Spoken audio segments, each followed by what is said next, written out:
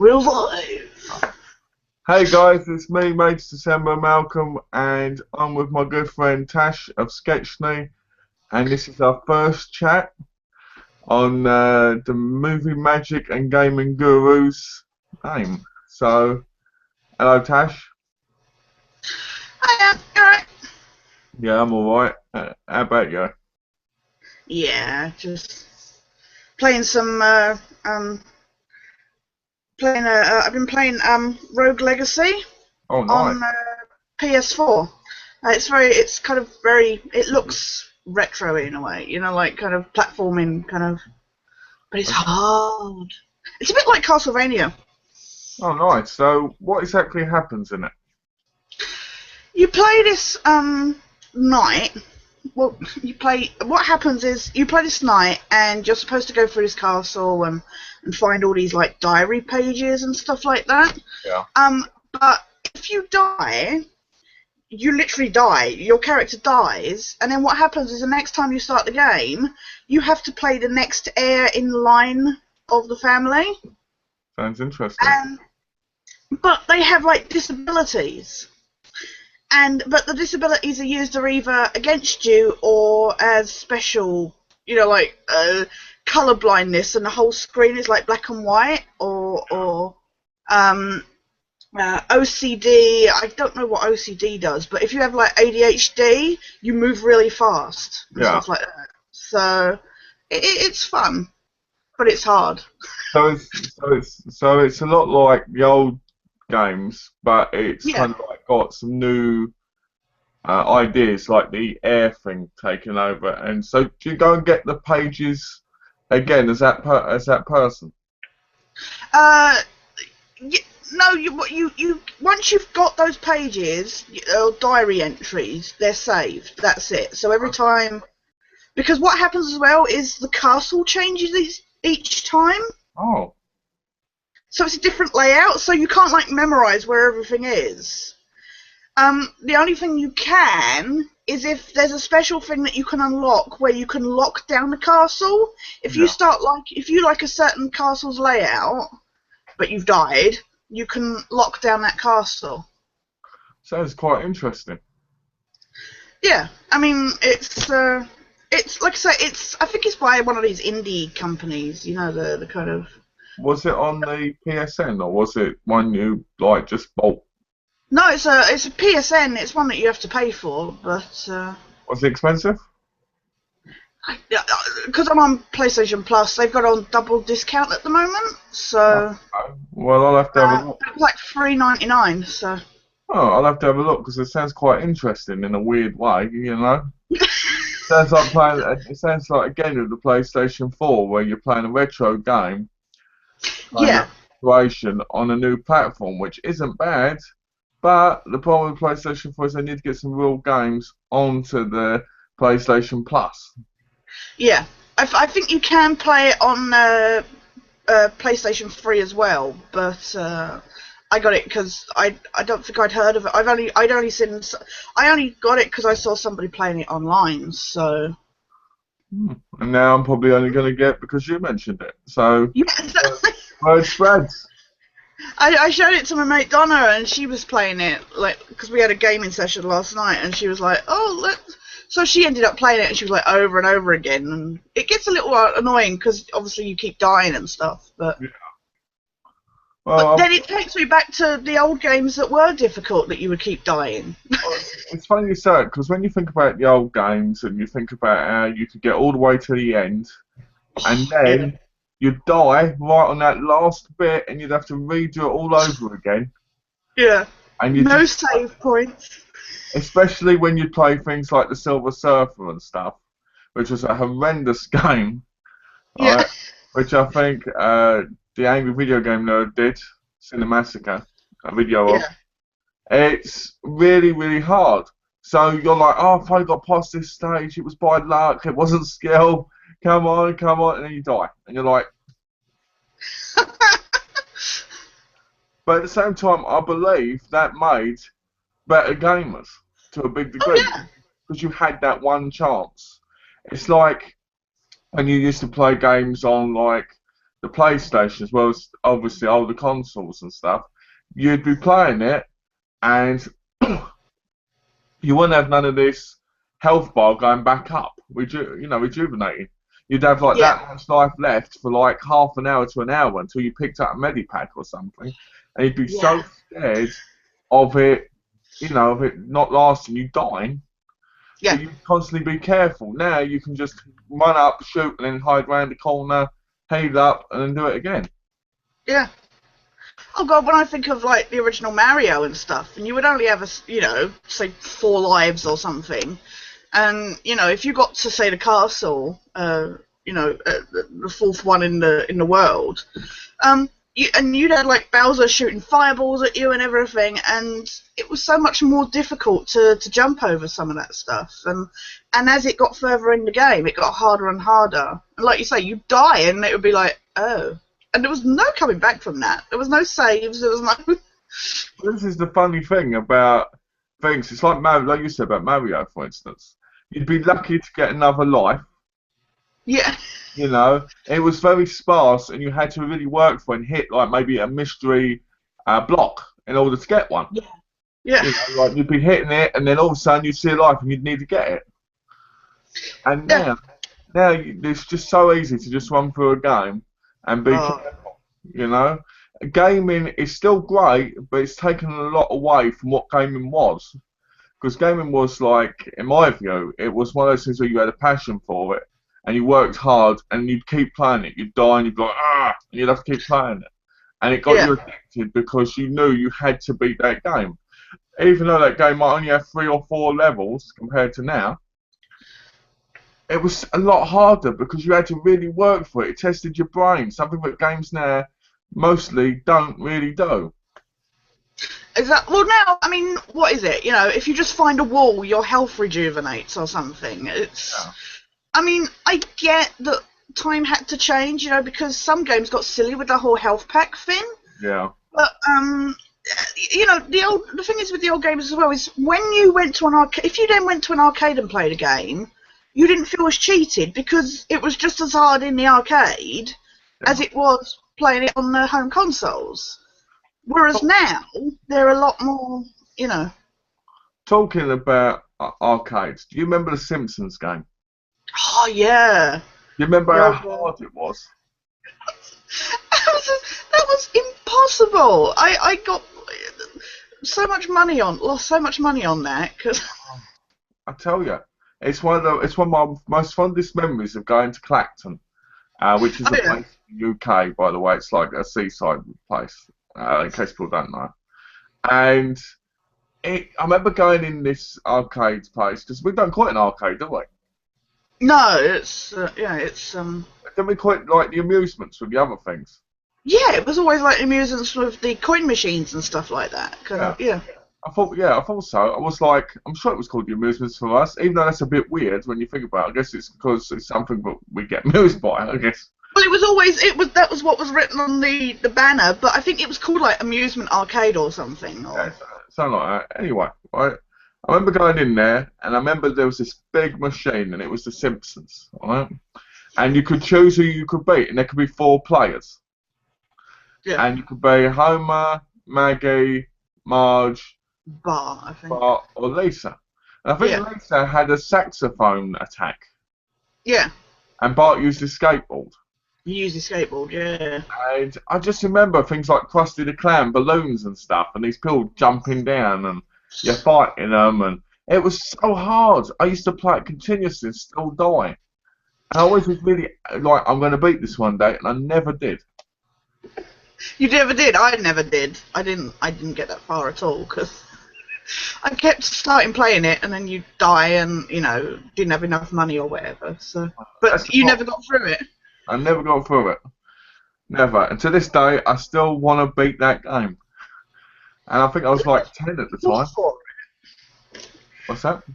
I wonder if you can get a port for it, because I know you can get like the port for the Turtles one, because the Turtles one was kind of like the Simpsons one. It's how you sell it, because I remember 2 Turtles arcade machines. Yeah. And I really enjoyed them as well, because they were in a different part of Clacton, in a different amusement.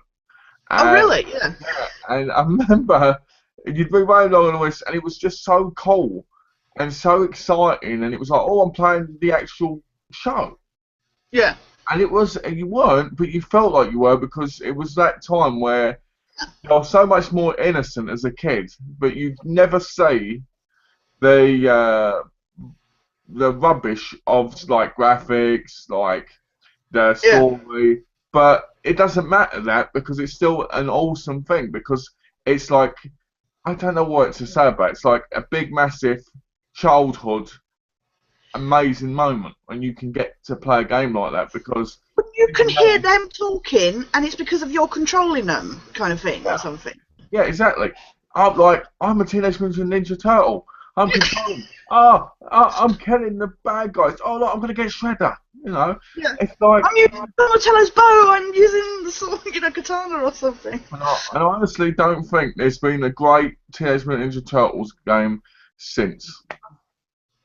No. They had the terrible PlayStation 2 one.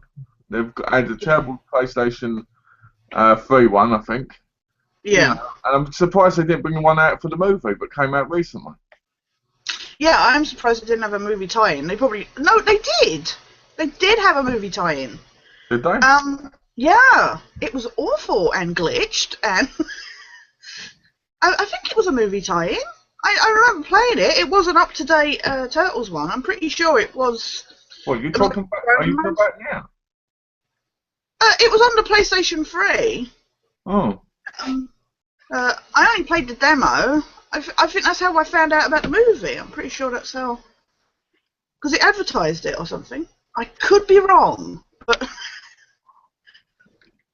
I know there was one recently. To be honest with you, the last one I knew was from I think the PS3. Oh, right, yeah. Oh, we've got some comments. Oh, really? I remember the Simpsons arcade, one of my favourites. Another one of my favourites. I need to get this up. Hold on a second. I always forget that people comment on the YouTube page. I know, it's something that. Okay, let's get this right. Ready?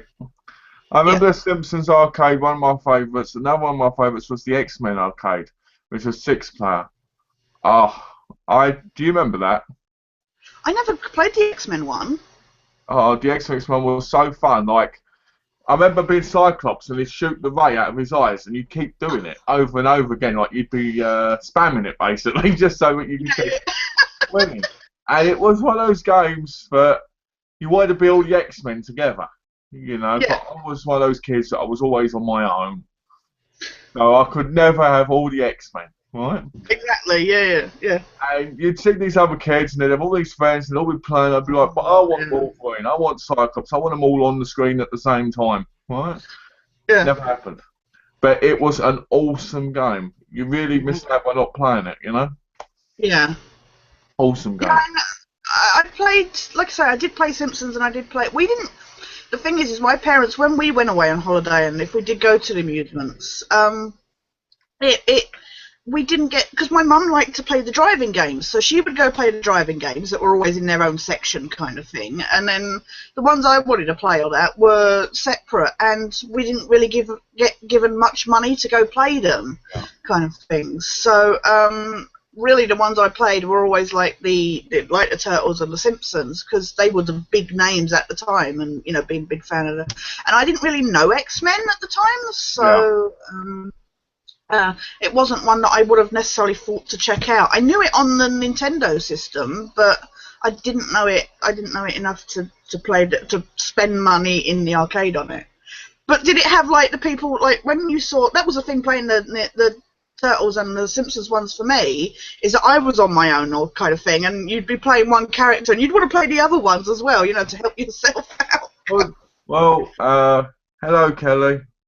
Oh, hello Kelly. Thanks for watching. And Last Avenger 5 Fast asking that question. Oh, excellent, yeah. So I remember wanting to, like you said, you wanted to play them all. Yeah. And I always used to beg my mum and dad to play it with me. And they never wanted to play games, No, yeah. My mum sometimes would play the Sega Master System with me by turning the controller over because she was left-handed, so she'd be playing it upside down. Oh, right, yeah. Which was quite interesting. But I had a cousin called Uncomfortable. Sean. I had a cousin called Sean who used to come down from Milton Keynes like All once a right. Yeah. month. And when we went on holidays together, my grandma, my mum, my dad, his dad, Oh, you went all together, kind of thing. yeah, and we used to rent a caravan. All right. Yeah. And that's where basically I ended up playing the arcade games and amusements because Yeah. that's where I'd go most of the time. My family would use the 2 penny machines, to put the coins in. Yeah. And my grandma was always a little bit more, insane, putting 10p's in. Yeah. You know. Oh, really? And, Big spender. Yeah. and, and it was awesome because it was one of those times which you'll never get back again as a kid. Yeah. But you'll always remember for the rest of your life. And you'll always think to yourself, kids nowadays, even though they still exist, they don't get to see the glory of what that is. Because they're dead now, practically, if you know what I mean. Yeah. I mean, like, we have a couple of machines at the bowling alley, but that's it. There's no real, like you said, there's no real place. Like, even when you go down, like go down to the coast or something, they have the coin machines and the slot machines, but they don't really have any real gaming machines in the same way that we had back then. Well, do you remember the Time Crisis games on the? Yeah. Okay. Do you remember them? I used to go to the cinema and they'd have Time Crisis. I think it was number 2 they had. Yeah. And I used to play it with both guns. I used to stand there, put money in players both guns, be like bang, bang, bang, bang, bang. Yeah. Because I always felt like one gun wasn't good enough. No. Yeah. So I always had to duck, bang, duck, bang. The worst part is when I used to cut in half and used to have to do 2 Oh different. God, you did it 2 different ways.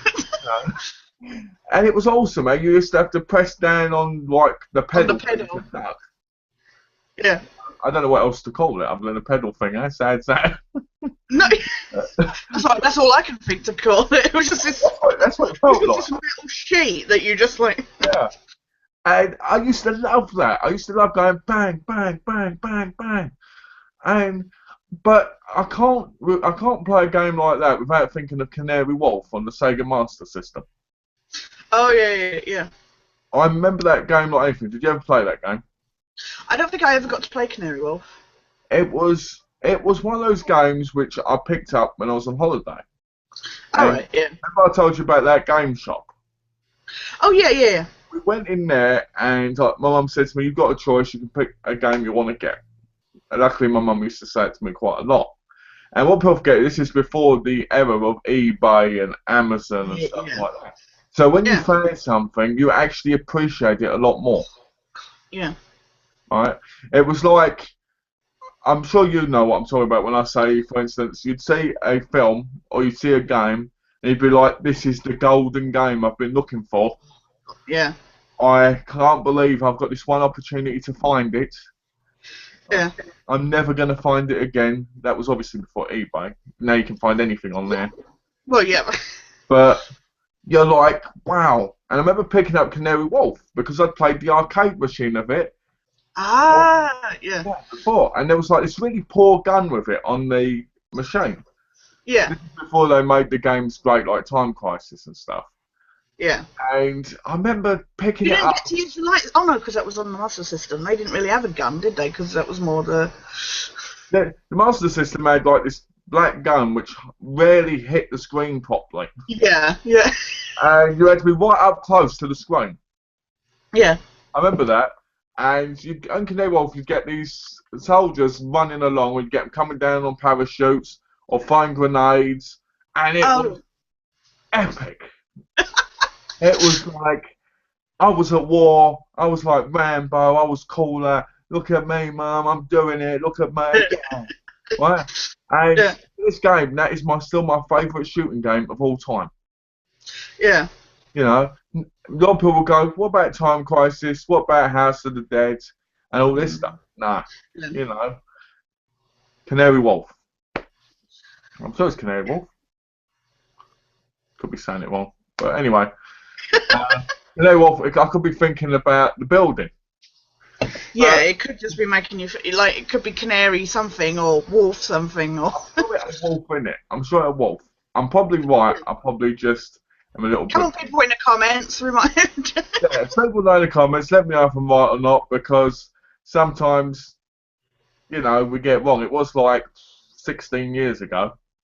So, Well, the thing is, my sister was the one with the Master System, and she's 3.5 years younger than me, so she wasn't into, when she had the Master System, she really wasn't into anything that was anything of, like, substance. She had, like, Sonic, she had The Lion King and stuff like that. I think the most boyish one she ever got was one called The Ninja, which yeah. was a scrolling one that you killed all these. It was like a above the head job, and you had to kill all these other ninjas and stuff like that. But you had to find these like scrolls, ancient scrolls that were hidden in different parts of the scenery and stuff.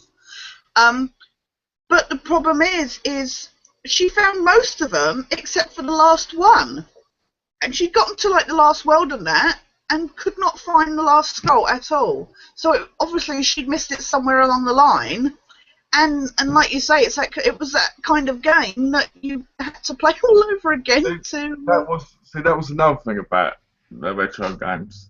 You could miss stuff out, like the games now tell you have to pick that up.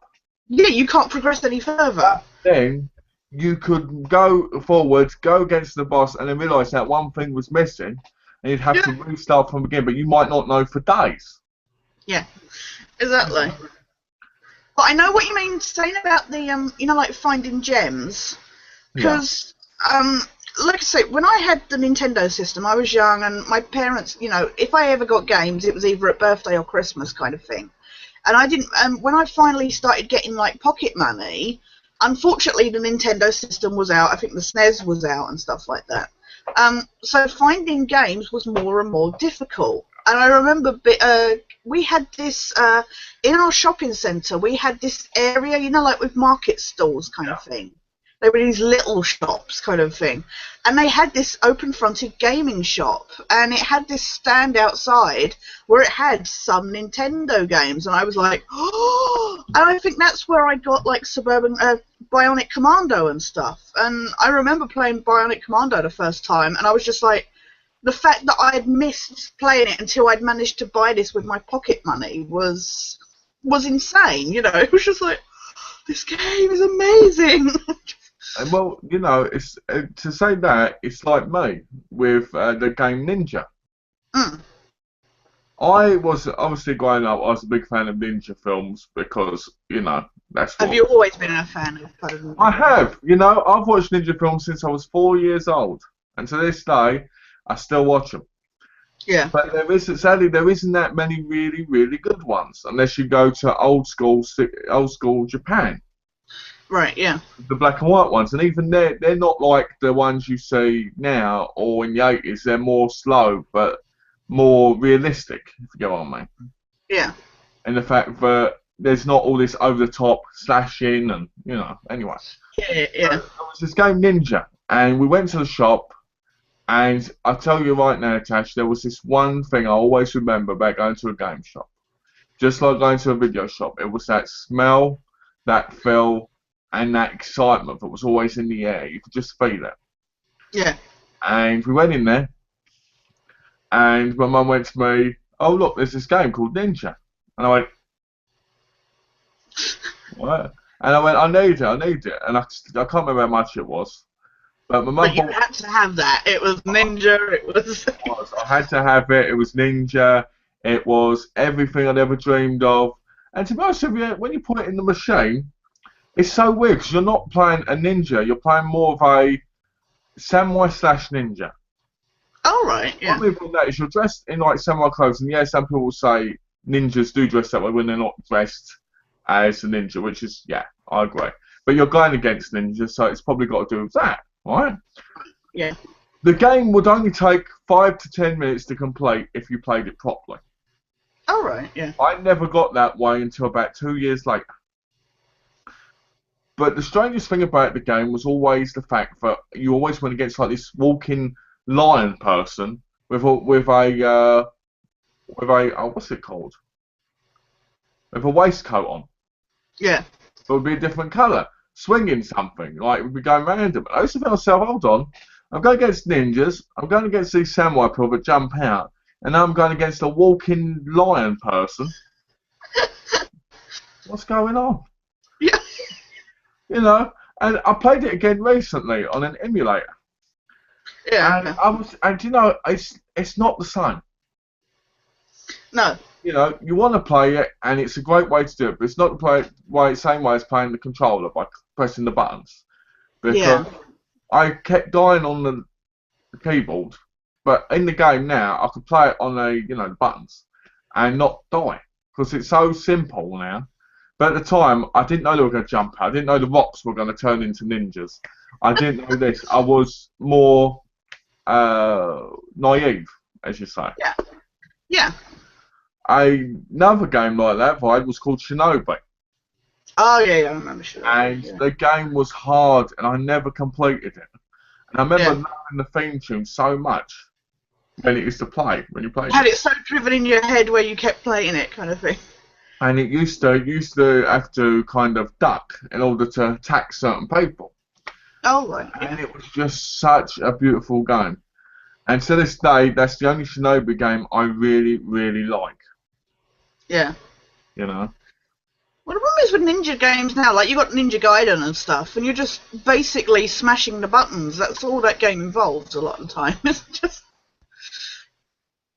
But as you said, the thing is because I have no sense of smell, I didn't have that same thing going into the game shops.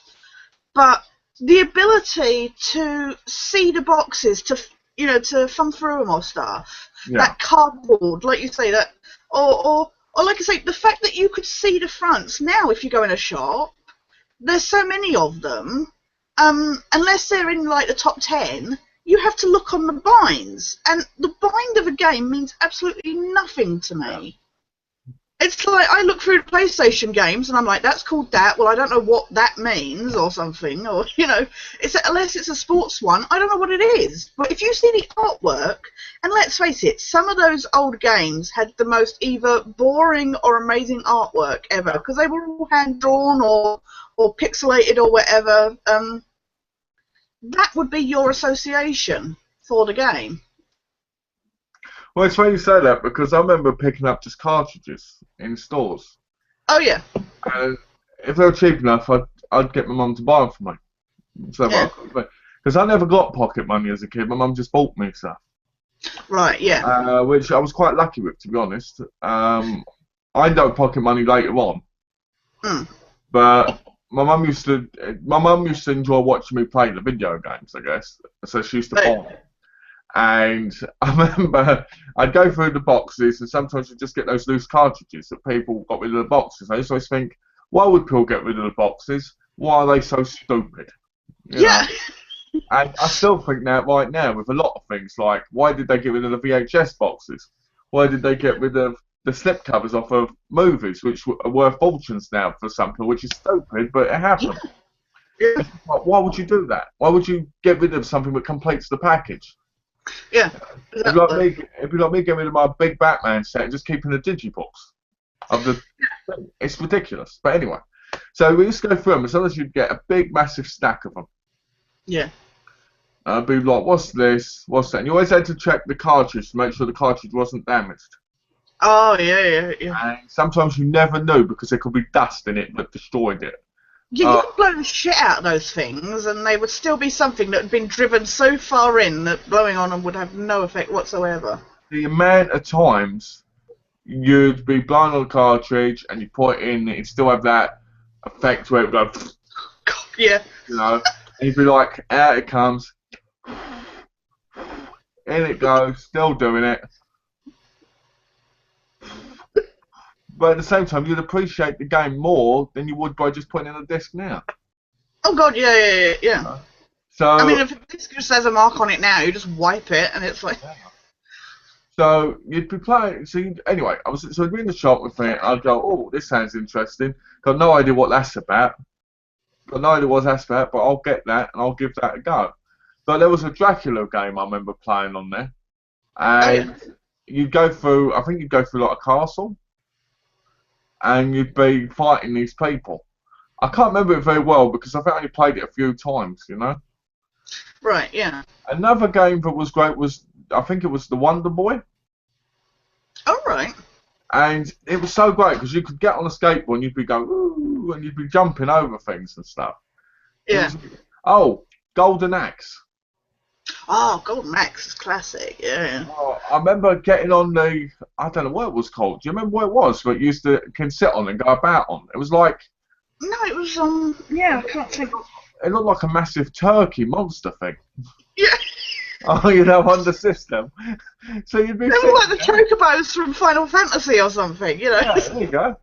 And I remember it, and you'd be fighting these people, and then you go into, it was one of those where you go to fight pool, then you'd move on to the next stage bit.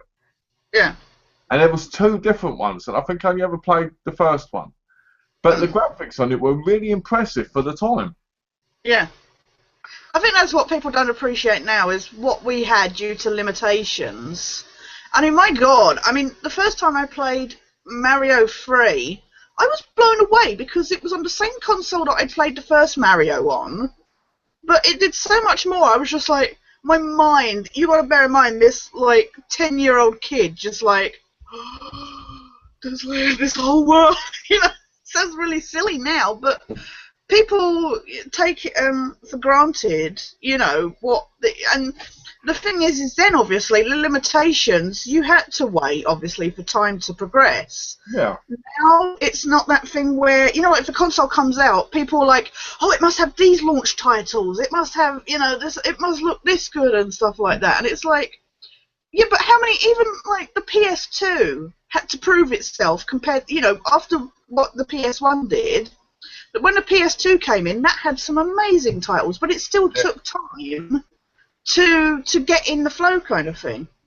Well, that's the thing I've always not understood with people. Me, you, and a hell of and millions of other people Yeah. grew up in a world where games were better than they were on the Atari. Yeah. Oh, I'm so glad I didn't grow up with that. But saying that, I probably would appreciate games even more if I had. So, Yeah. Right. So anyway, what I'm saying is we were lucky in the fact that we got to play games like the Nintendo, like Yeah. the Sega, because they were the games that came before what we've got now. Yeah. And those games, even though now a lot of people go, oh, I don't want to play those games because they're not as good, they haven't got the same graphics, you know, they're not that great. They're better games in a lot of cases because they actually did what they were supposed to do, test your mind. It made you have fun with it, be a lot of excitement, make you jump, make you sit there on the edge of your seat going, I can't go, I've got to do this, I've got to do this, and screaming at your TV. Now when I play a game, I'm like, oh, I died, okay, I'm going to be at the next checkpoint anyway. So that's Yeah, exactly. It's saved automatically. It's fine. I don't have to. like Assassin's Creed, for instance. You think about Assassin's Creed, and you think of a game back then. Assassin's Creed basically holds your hand, gives you checkpoints, and helps you along. Yeah. Tells you where to go and what you're looking for. You know, I mean, the fact that even on the map and stuff, it has where the chests are or stuff like that. Yeah, exactly. And I remember where you had to really look around in a place for the special items. Let's talk about like Tomb Raider, for instance. Right? Oh God, yeah. The original Tomb Raider on the PlayStation was incredible because you had to pick up medipacks. You didn't know what was around the corner. You could have a dinosaur 1 minute and an Italian mobster the next with a Shaolin monk fighting him. Yeah. And it was like, wow. And you go through all these different places, well, like Rocky Mountains, climbing, going through the jungles. It was incredible. But you always had to be careful because you could miss that jump. Oh God, yeah, well, yeah, exactly. Yeah. I remember. I actually was. My parents bought me, and I kind of resented them at the time. They bought me the Sega Saturn. Yeah. I didn't mind because I was all like, "Yay, new console, better graphics." Because I didn't have like the N64 and stuff. So for me, and that was 128-bit, I think. But the thing is PlayStation came out at the same time. Yeah. And PlayStation won the console war on that one, of course, because a lot of people don't even know what a Sega Saturn was now. But the thing is that was a difficult thing for me, because then I'd go looking in the shops for Sega Saturn games, and it was very difficult to get them because, of course, PlayStation were the big name. Yeah. But that's how I first encountered Resident Evil, was on the Sega Saturn. And that was, I remember playing that and looking for the crests and stuff like that, and that was some challenging shit that I hadn't ever encountered before. On, you know, that you would need certain keys for certain doors or stuff like that, or you have to push a statue over a gas grate and stuff like that. So I used to hate the games where you had to find keys and you'd go around the same place for hours and hours and hours. You'd be like, You would where's get the into like the key? second half of the game. And then all of a sudden, you'd find out that there's this little flicker in the corner. And that was where the key was. But the whole way through the game, you were like, no, why can't I find the key? I want to go on. Yeah. What about when you had to stick memory cards into the PlayStation in order to actually save? Yeah. So you'd have to buy a memory card, which was like, I think it was like 20 quid at the time. Yeah, they were quite expensive to get those memory cards, and they didn't exactly hold much space. Yeah, because they were like 8 megabyte, I think. Yeah, they were like 8 megabyte, yeah. And, you know, and you'd end up with like 4 of them, and you'd be like, what one's the game thing? What one? And it was just so crazy. But now we have it integrated into the systems. Yeah. You know? Yeah. And, I mean, the Xbox 360 didn't, because you had to have the hard drive. Yeah. But the PlayStation now, you have it inside, you know? I mean, the PlayStation 2 had memory cards as well. Yeah. And you used to just be like, wow, you know, go on. No, I was just going to agree, because the thing is, because you only had however many what was it, like 16 slots or something, I think, on the PlayStation. Playing, say, a game like the X-Files game, you know, if you were saving multiple, like, separate saves, because if you messed up a certain part, you had to, so you would save those separate parts, and then you'd run out of space on the card, and if I wanted to then go play Rayman or whatever like that, I had no spots left to bloody save anything. It's funny you say it, because there was always certain parts in games where I'd play and save before so that I could play that part again. Yeah. Maybe because it had a fun moment in it, like a boss battle I really enjoyed, or maybe because there was something like an amazing event would pop up on the screen. And you're right, you could save, it was like 8 things, and then it'd be full up. Yeah. And you'd sit there and you'd just be like, wow, I just did my whole memory card up in 10 minutes. Yeah. You know? And now, the same thing kind of happens with the PlayStation 4, for instance, but not. If you buy games on the PlayStation Network, like, let's say, like, for instance, Assassin's Creed, you're looking at like 20, 30 gigabytes. Yeah, and it's only 500 gig. Well, by the time it's formatted, it's like 490 gig that you get. So. Yeah. And then by the time you think you've got it completely full, so you have to delete one of those games to get another one. Thus, I like buying the games because you're keeping them, and if you need to, you can sell them for the money. Yeah. You know? But buying them, you can't do anything with them. Now, the whole streaming thing that's coming out in probably about 5 years, where you buy games just online, they need to have some sort of system where you can sell it back to them. Yeah. You know, maybe get half your money back or something, so that it's worth it. Because a lot of people don't want to buy streaming stuff because they can't get any money back from it. Exactly. Well, my PS3 got absolutely chock full. It was it's starting to break down at the moment. We tried playing Portal 2 the other day, me and my mate Donna, because we love doing the co-op in that. So it's been a while since we played it, so we thought we'd play it again. But basically the I didn't have really any games that I had saved. I mean, when they had the big when PlayStation got hacked, we got given a couple of games, and I downloaded those. And Infamous was one of my games that I downloaded. But I had to delete that off the system. Now, I know technically I've bought it so I could download it again. I didn't. I just went and bought the bloody disc. But I got it like second hand in game or something. But the thing is that thing where you've got. I mean, I do have like SingStar songs and stuff. Yeah. other than that, I don't really have anything saved on that console. And if I delete all my game data and stuff, somehow that 70 gig is nothing. Yeah. You know, and especially now with the PlayStation 4, you have to install the game onto the system, which takes space. Yeah, I hate installing the game. It does it automatically, but I hate it because it's like I want to play the game. It's installing. Okay, don't take long. Sometimes it does, sometimes it doesn't. You just sit there going, "Come on!" But at the same time, again, like retro games, sometimes it took them ages to load. So it's the same kind of thing, except being installed. Yeah. Well, yeah, exactly. Like you say, if you go back to the old Ataris and Commodores and Spectrums and stuff, you know, you think of that half hour that you had to wait for tapes to load, and then if they didn't load, you'd have to do it all over again. Well, Just loading modem sound. It's like I said to you the other day about the Commodore 64. When you used to put up, you had to type load up. Yeah. And it had this screen that used to go down and then pop up and get these colours, and the game would pop up. And that was one of those magical, beautiful moments in gaming, right? People will not understand what I'm talking about unless they did it themselves. It's just one of those incredible moments where you're like, oh, and it just affects you. It's like, from that day on, you know you're in love with gaming.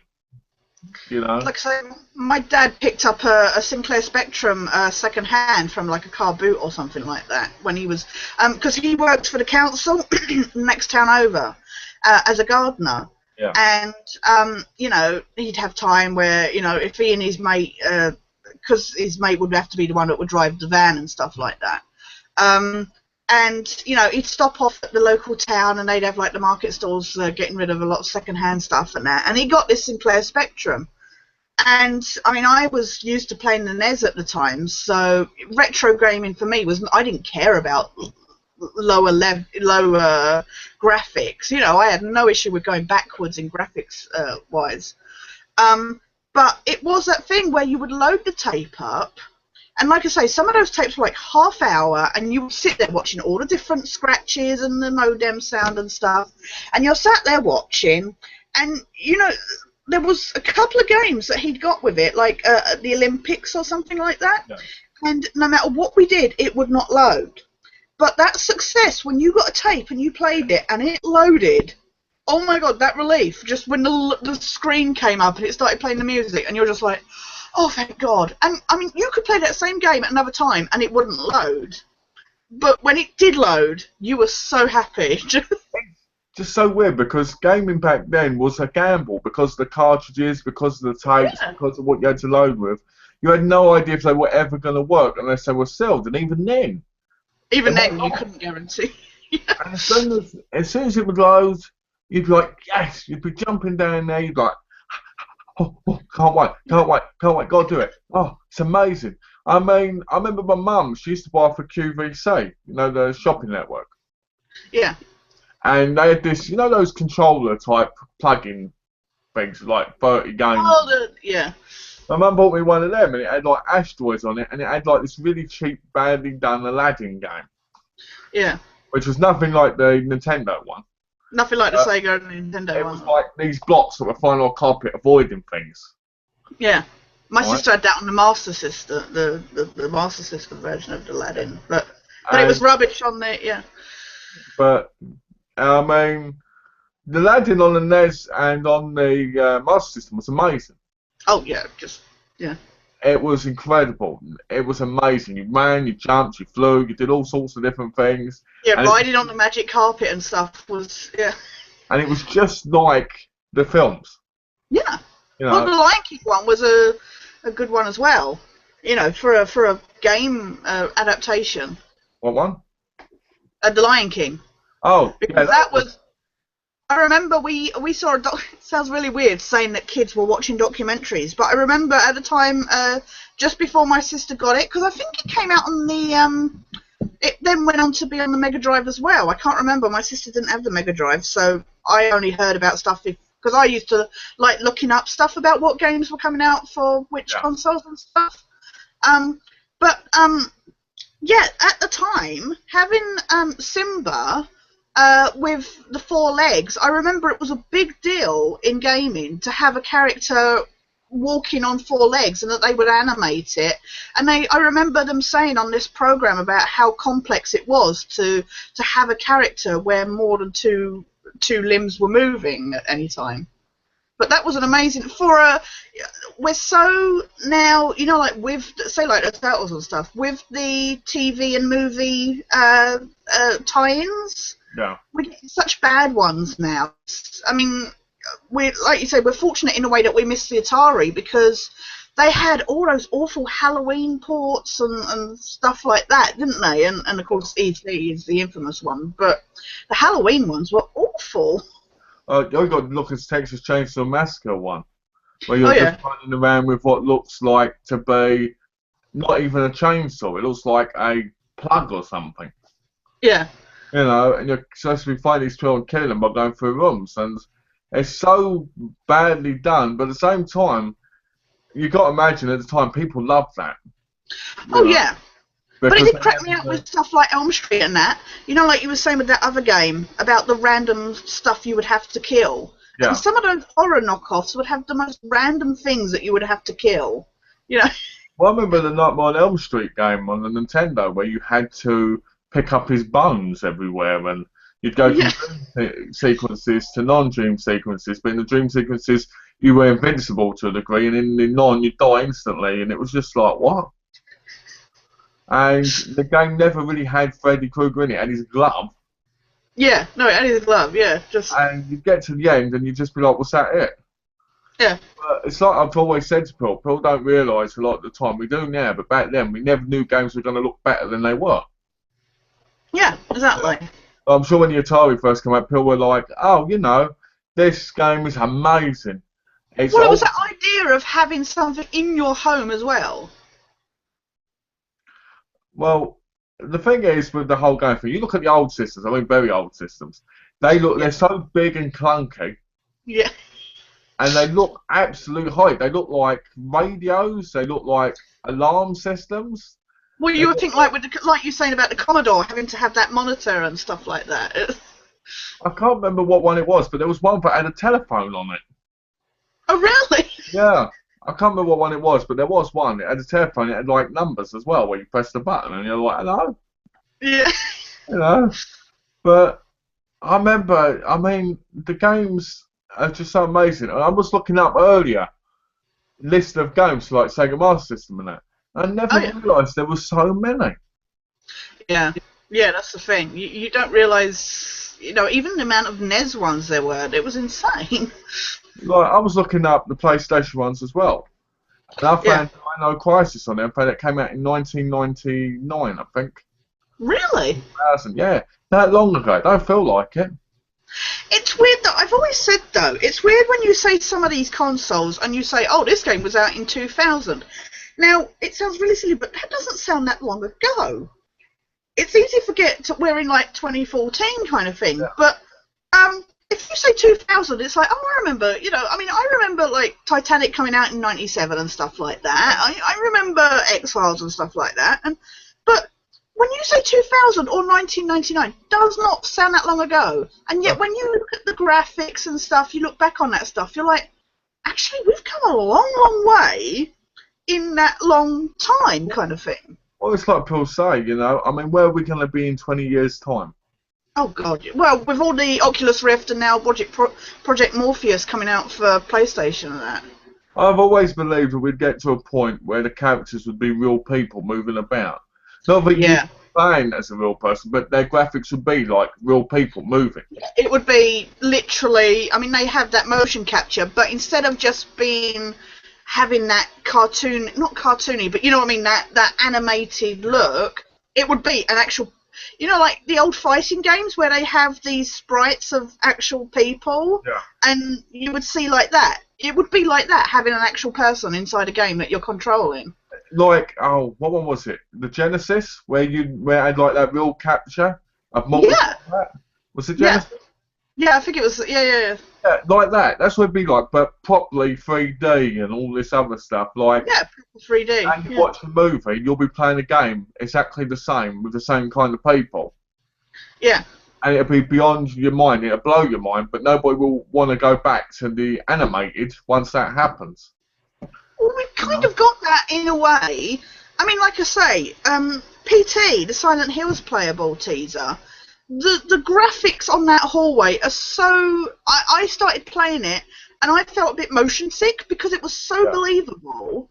I felt like I was in that game, and that disorientation of knowing it was on my TV, but it felt like I was walking down that hallway. I just finished that, by the way, and it's pissed me off. But well, the thing is, we just want to. That's the problem. People really want realism. When we watch TV, we play a game. We want to be in the game. Yeah.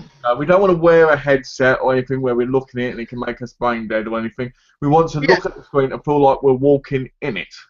Yeah. You know, when you're playing a first-person game, you want to feel like you're there.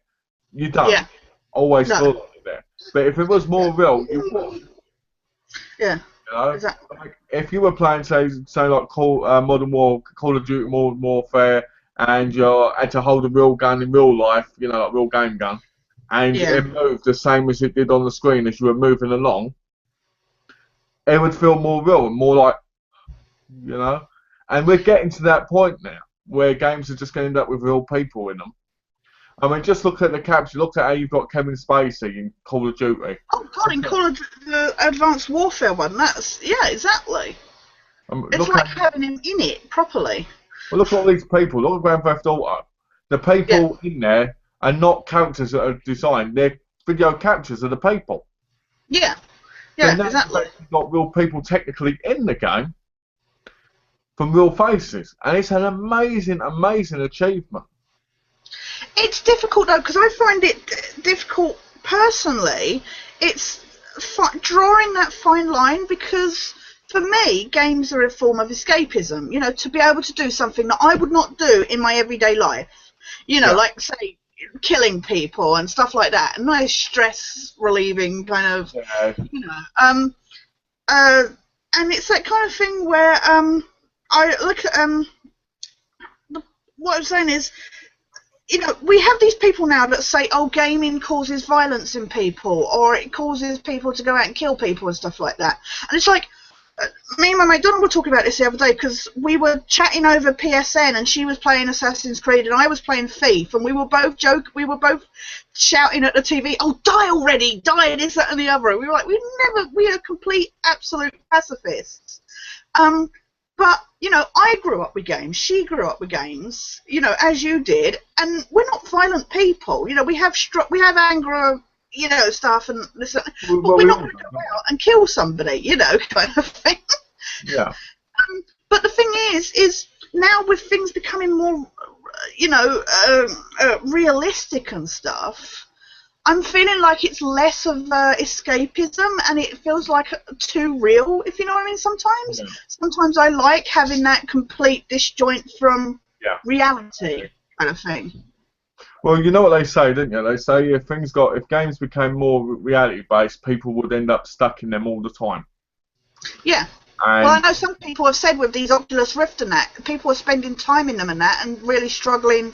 They've got a new episode of the South Park out, taking the mickey out of that. Where do you draw the line between realism and getting stuck in the systems kind of thing?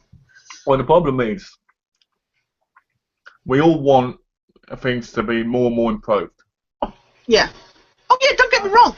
I want graphics improved. I love seeing new graphics, and it blows my mind, like seeing the water effects on the new Metal Gear Solid 5 on the, like, it sounds really silly, but even on the slickers, you know, as the rain's coming down. It's so beautiful. I want new graphics, but it is that drawing the line. It's, yeah. This is the thing, you know, we want great graphics because we're spoiled. Yeah. And we always want more because that's human nature now. Yeah. We want more, whether it's something that we should want more of or not, we always want it. Yeah. Those things we all can't stop but want, you know? So, the problem with getting a game where it could be too real, especially, I mean, they've got these bodysuits they're making that you can wear and just move your hand. You can feel the impact kind of thing. Right? And somebody said to me, oh, I'd like to be in one of them. I said, yeah, but if you're just walking in a game, you're not walking in real life. And if you're not Yeah. walking real life, you're going to get things like heart disease, and you're going to get ill, and you're going to die because you're not doing anything in your real world. Yeah. And that's the problem. A lot of people in the future, I reckon, in the next 20 years, will go through that. I think we're not far from becoming, you know, in the film WALL-E, where they're all on that space station and they're just looking at their screens and they're sat on their seats and they're moving around with no interaction with other people, except for via these computer screens. And you know what? It sounds really cynical, but I don't think we're that far off becoming that society. I think We have it now with even people looking at their phones instead of looking at each other. I think that's it. You know, that's exactly it. We're in that system already, because you'll be on a train with your friends. Sorry. Sorry. You'll be on the train with a friend. Yeah. Or something, and they're more interested in looking at their phones, seeing what's on Facebook, what's happening on the news, and then talking to you. Or they'll have an iPad and they'll be typing on it, and you're like, look, I'm here with you, and you, even when you're not with someone. Yeah. That's the thing. It's like I say, I can be sat with my friend and she'll be sat there texting her boyfriend or something. It's like, you know, you're here with me, right? You know. Well, I think what's even worse is when you don't get to see that person a lot. Yeah, exactly. Because there's a way of taking the piss when you're seeing them once a week or twice a week, and then there's taking the piss when you see them maybe once every couple of months. Yeah. Because you feel like you're taking time out of your life to spend with them. Yeah. And, I mean, a big problem for me has always been people on mobile phones. Yeah. I remember whenever I go on a train or bus, you see about 60% of people sitting there on their mobile phones. Yeah. Or on a tablet. And you never see anyone talking. Like, I've seen groups of girls who are friends just sitting there all on their phones doing nothing. Yeah. Boyfriends and girlfriends on date talking on their phones instead of talking to their partner. And you just sit there going, this is what the society of life is like now. Because we're going too far than what we should have done. I mean, I remember when we had mobile phones that just had phone calls and had Snake on the game. Yeah, Snake was the most, you know, was the most complex stuff you had, you know. And that was the only game that really mattered at the time. I mean, what do we need? I mean, it's great to have your email on your phone. It's great to have all that. But who really needs all that other than business people? Exactly. It's just a crazy situation. Have we got any more comments? Let's have a quick look. I don't think so. I think Last Avenger mentioned the Spider-Man arcade game. Spider-Man arcade game. Oh, hold on. Kate Britt said listening whilst doing the dishes. That's how I roll. Okay. That's cool, mate. So Spider-Man was another arcade classic too. So did you play the Spider-Man arcade? I don't remember. I think I saw kids playing it, but I don't remember playing it myself. I think I played it a couple of times, and from what I remember, I really enjoyed it, but I don't remember it very much because I don't think I really got a chance to play it. I mean, I was always a big fan of Spider-Man. Yeah. To this day, I still am, and to this day, on my birthday, Donna gets me Spider-Man decorations. Oh, right, yeah. Yes, don't ask me why. It's on Facebook. There's pictures of me with a Spider-Man hat on and stuff. Yeah. Anyway. Did you enjoy Lego Marvel with Spider-Man and Lego. Oh, what? Are you talking about the one that's on the PlayStation? Yeah, the PS4 one. I don't know. You know, I played a bit of it, and you're playing as Hulk. Yeah, you're playing as different ones. And you know, I've never been a big Lego game fan. No. I know it sounds bad, but to me, they've always been the same thing. I don't like them now. They've added voices. It was one thing when they were this facial expressions and stuff, but I'm not a big like you. I'm not. They tend to be the same old kind of thing. But a couple of them work. But I mean, I've got nothing against people who enjoy them because you know. Yeah. And I can understand why people would enjoy them. Yeah. But I don't know. There's no bad of it to me as saying like you. I do agree. I think the voice takes you out of the whole Lego factor. Yeah. Because I remember Indiana Jones did their voice, and they just did these things like, Yeah. And it brought the comedy more to it. it was more funny when it was just this, ooh, ooh, ooh, you know, or something like that, because it was more expressional. As now, I don't know. I played it. I played the demo for about 10 minutes because I Yeah, wasn't going to buy it because it was like $8. yeah. And after playing the demo, I was like, no, I'm not going to do $8 because I'd get bored of this really, really quickly. Yeah. 'Cause I the find main, with those games as well, it's a lot of button mashing. There's not, you know. well, that's it again. It's like you have to figure out how to connect things to the thing, then you have to pull it apart. You have to collect these bits and all this. And I'm just sitting there going, yeah, I'm bored already. Because Yeah, to me, it's like a kid's game, you know? You're sitting there, and it's one of those games you'd go to your kids if you've got one. Like, you'd go, okay, we've got to get these bits, let's double play together, because they'd enjoy that a lot. yeah. But to me, it feels like it's not got that it factor that would keep me there. You know what? I feel like in a way it's adding to this lazy factor that, you know, it used to be like when you think back to, say, the retro games, Yeah. where, you know, we didn't have sound, we just had the music. And then, I mean, my God, when they started putting voices in, yeah, it was really bad, like, wave files, like, really bad quality. But that concept of hearing somebody talk in a game for the first time was the most mind-blowing idea because we were used to just the music.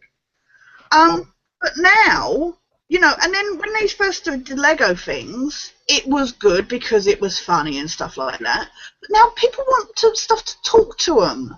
It has to do this, it has to do that, and I feel like, you know, in the same way, say, like, not looking for medipacks and stuff, you know, instead of just, you know, just having regenerative health.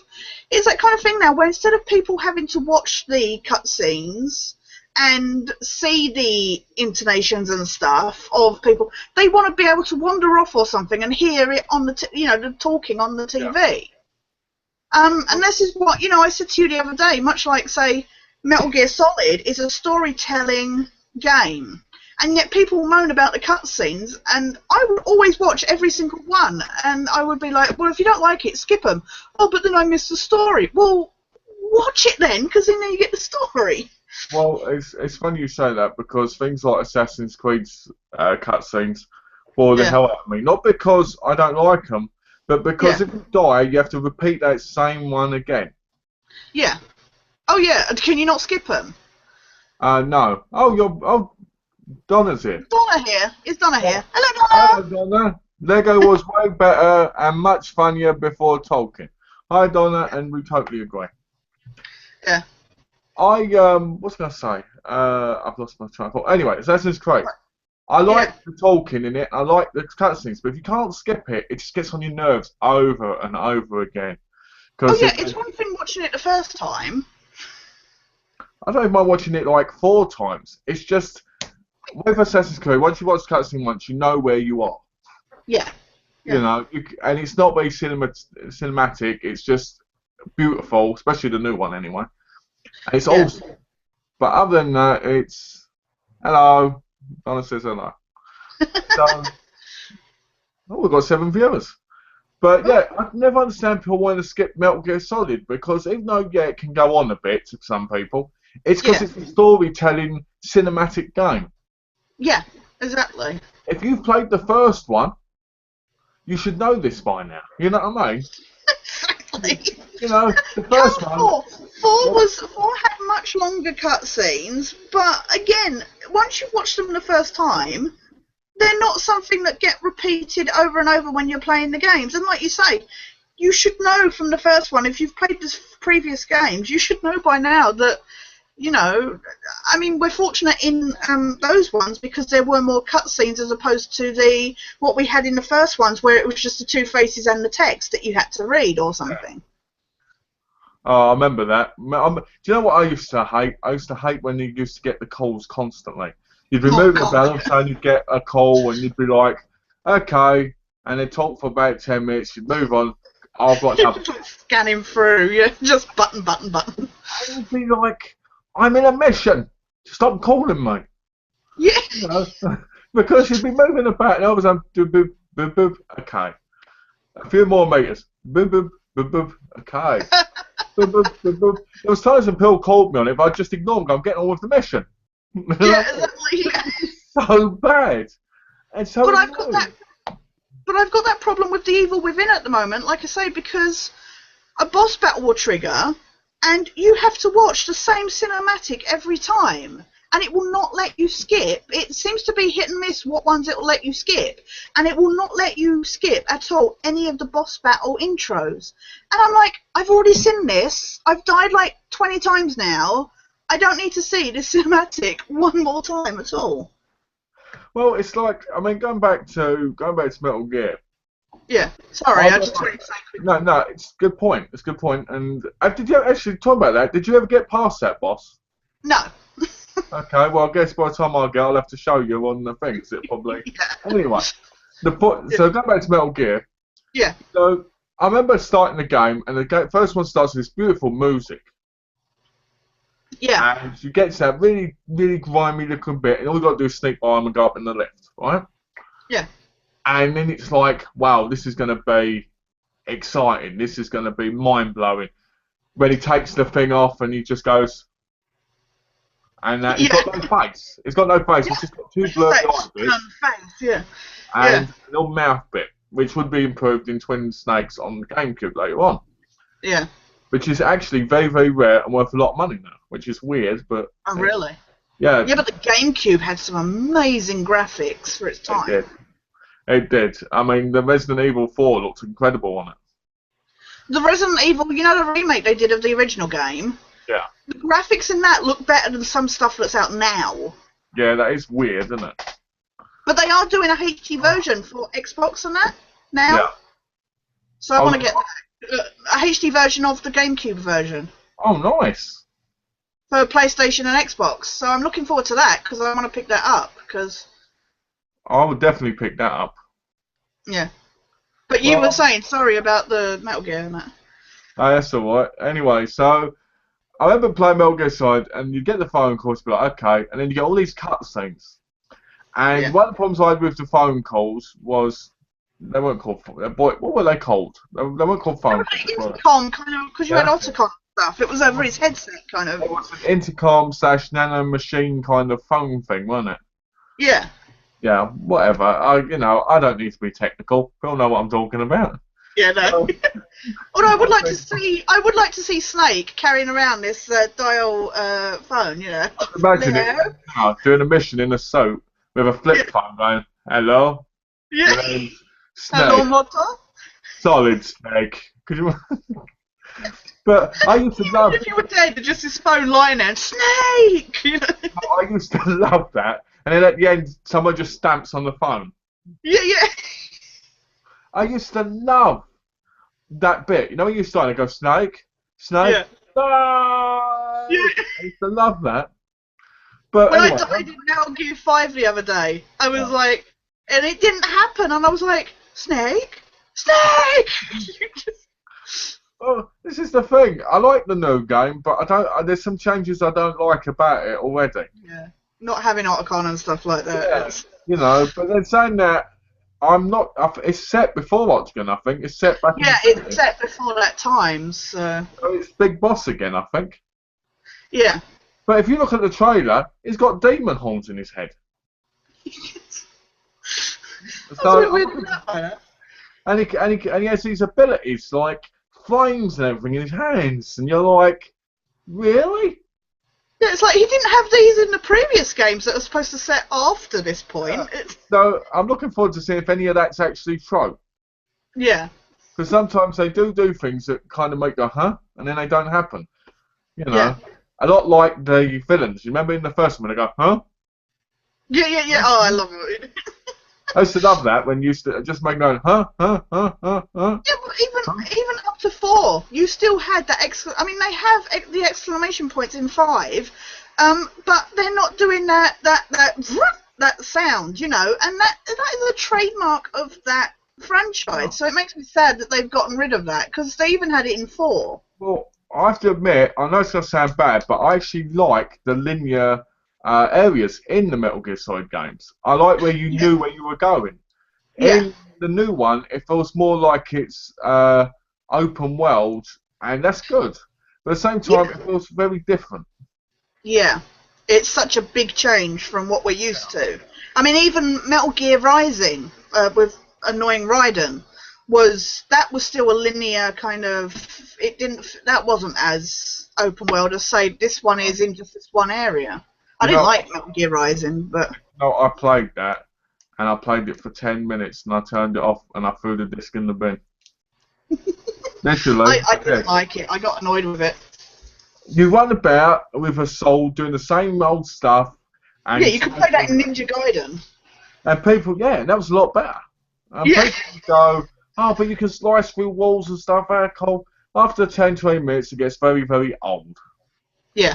You know, and there's no real great storyline to it. And I don't know how many times I've told people, Metal Gear Solid isn't Metal Gear without Solid or Big Boss.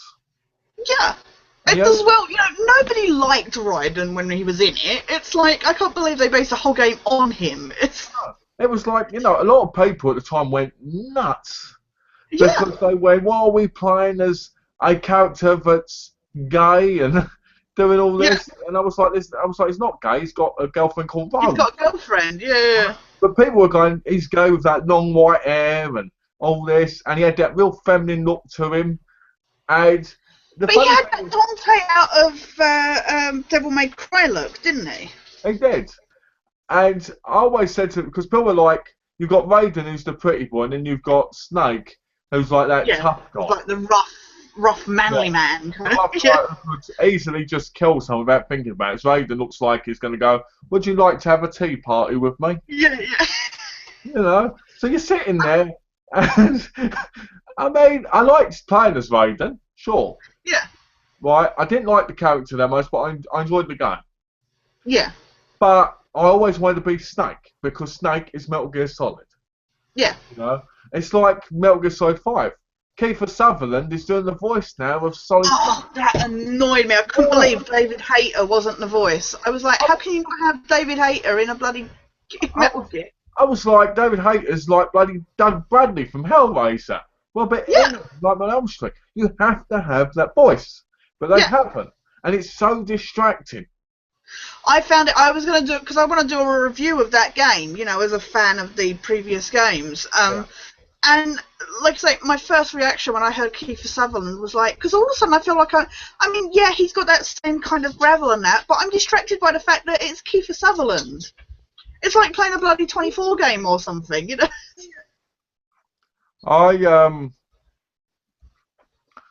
I mean, why pick somebody who has so much negativity in media? Yeah. As a drug taker, as an alcoholic, as somebody who's done a lot but has a bad reputation. Why not use somebody who had the same kind of voice? Well, why pick a famous name? Why not? I mean, God, if you're going to go for somebody who's a famous name in voice acting, then go for your Nolan Norths, your Troy Barkers or stuff like that. They've got gruff voices, but the thing is it's different with, say, like GTA and stuff. That's what I loved with. That's why I'm sad they don't do that anymore in the GTA games. Because when you think of like Vice City and that, you had these characters where if they were played by, say, James Woods or Samuel L. Jackson, it was nice to have those known names, if you know what I mean. It was nice to kind of listen and go, oh, I recognise that voice. But Metal Gear Solid is supposed to be this military game. It's supposed to be a real-world kind of thing. Yeah. And you're distracted by this famous person that you know the voice from TV. You're used to seeing his face.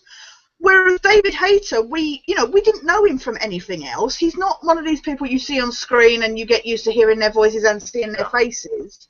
So you connected that voice to that face, if you know what, to that card, that graphic, if you know what I mean. In the same way that, Nolan North, he's Nathan Drake for me. Yeah. I mean, yes, he does Desmond in Assassin's Creed and stuff. Yeah. But I immediately associate him with those characters.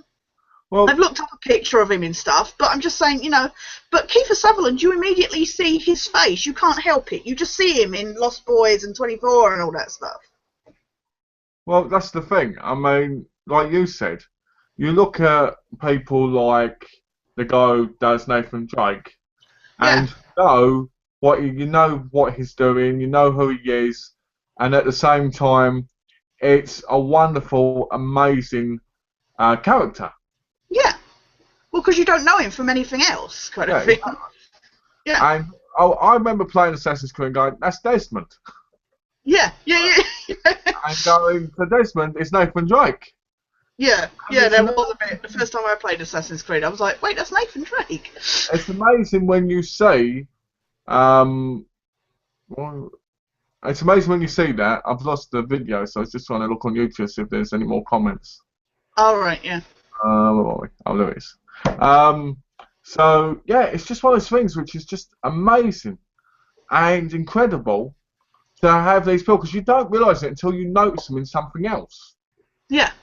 Like, if you hadn't played Uncharted, you'd never realise it was Desmond in Assassin's Creed, and vice versa. Well, also, he's, of course, the voices of the bad turrets and the cores in Portal 2. Yeah. And you wouldn't know it, because obviously they're auto-tuned in those games. But I know you haven't played that yet, but... We've got a question. Oh, yeah.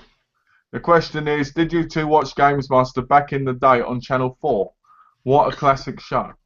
Oh, yeah. I remember playing that, like, not playing it, I remember watching it, and I used to love the old guy popping up on the screen with, like, the head thing on his head going, ooh, this is what you need to do. That's what you gotta do. I used to think this old guy's got no idea, because he looks like he's constipated. Yeah, yeah. Like he's just getting paid to do it, because he was like, I'm the Games Master. Yeah, I don't know what I'm doing, but I'm being paid. And I used to like watching the tournaments, you know, in the show, and they'd have these tournaments of who would win. Yeah.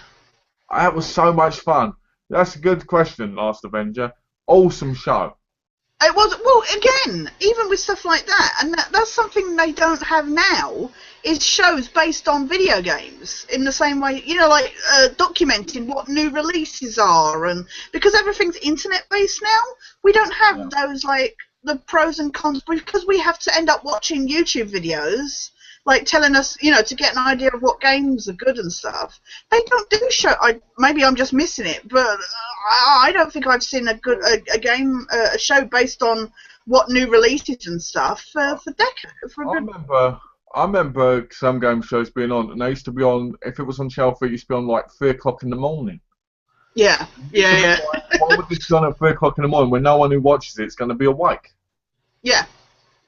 And it just used to amaze me, because I used to sit there going, I don't think this is working. No. But well, I think at the time, though, it was such a big thing where they didn't want to promote too much. You know, like adults were very funny about video games being promoted and stuff like that. But the fact we had anything was more impressive than it is today, because it would be nice to have a decent countdown of what the new releases are and see footage from them and that. Well, that's the thing, you know, if you want to see that stuff now, you've got to look up IGN, GameSpot. Or get the magazines. Or get the magazines. And the magazines are extortionate now. Oh, yeah, £6-7 to get a bloody gaming magazine. I used to get them. I used to get, like, PC Gamer or the PlayStation magazines or stuff, and, you know, but then they started getting more and more expensive.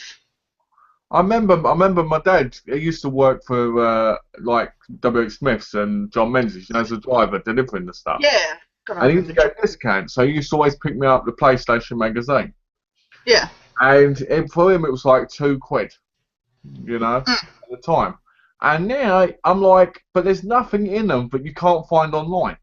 No, exactly. There's so many adverts and stuff in them as well. So you sit there going, why would you, oh, what my... why would you pay £7 for something that you can read for free? Yeah.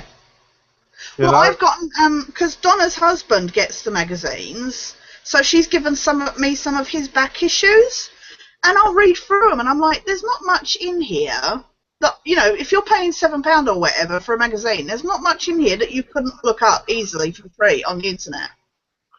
I don't get the PlayStation magazines. What are you on about? Anyway, I know, that's that kind of thing. We have to do that whole Madonna thing, you know. Yeah. What, Madonna? I told her, by the way, she's Madonna. She was like, oh, I like Madonna. Uh, so yeah, I mean that's it. Nowadays, it's like if I see old PlayStation mags in charity shops and they're cheap, I might pick them up to go through because you never know what's in them. Yeah, yeah. But I'm not going to pay £7 or $9.99 or whatever it is over here for the magazine because it's a waste of money. When I could just buy a game with that money. Yeah, exactly. Right. It's like I'd rather put that £7 towards my extortionately priced game. And let's face it. Right now on TV and that, you get so brainwashed into your head, you don't need to read the magazine because you see the things. The only problem is you rarely see any real gameplay, and this is another thing that we were talking about the other day about trailers. Yeah. Back in the 90s and late 80s and so forth, you had great trailers where you had kids playing the games and explosions and everything. Now you just get the game trailer and there's nothing to it. Yeah. Oh God, have you seen the Evil Within's one? There's no footage of the game in it. And it's just it's all these random shots of like a vinyl thing. Now, in a way, that's nice, but at the same time, I would like to see actual footage from the game. The only reason why I saw footage from the game is because I saw a playthrough on the internet before I got it. Whereas, say, like the Assassin's Creed one, you'll have shots of the cutscenes, and then every now and then you might get a very brief shot of like the actual game in-game graphics. Yeah. It's like, that's what I want to see. I want to be able to see the world that I'm going to be, and I shouldn't have to go on the internet to find out and look up what games are. No, you shouldn't. But you do, because that's what the world is now. We can't live without the internet now. Yeah.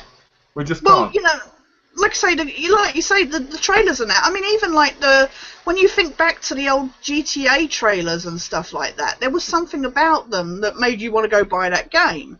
Whereas now, I watch like the GTA 4, the GTA 5 one, and there's just nothing. It's just loads of shots of naked women, wandering the beach and stuff like that. Well, sort of like.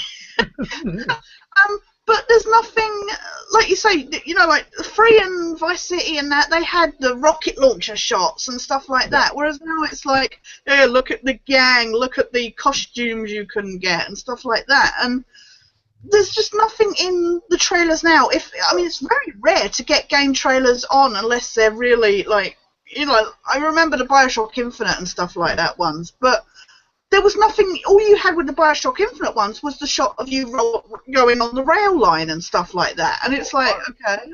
I remember the Grand Theft Auto Vice City one, where you'd have the car bouncing at the beginning. Yeah, bouncing, yeah. Music and like the gangs walking, and it was actual game footage. Yeah. And it was really fun. And like you'd meet Tommy Vercetti in that, you were like, I have to own this game. Yeah.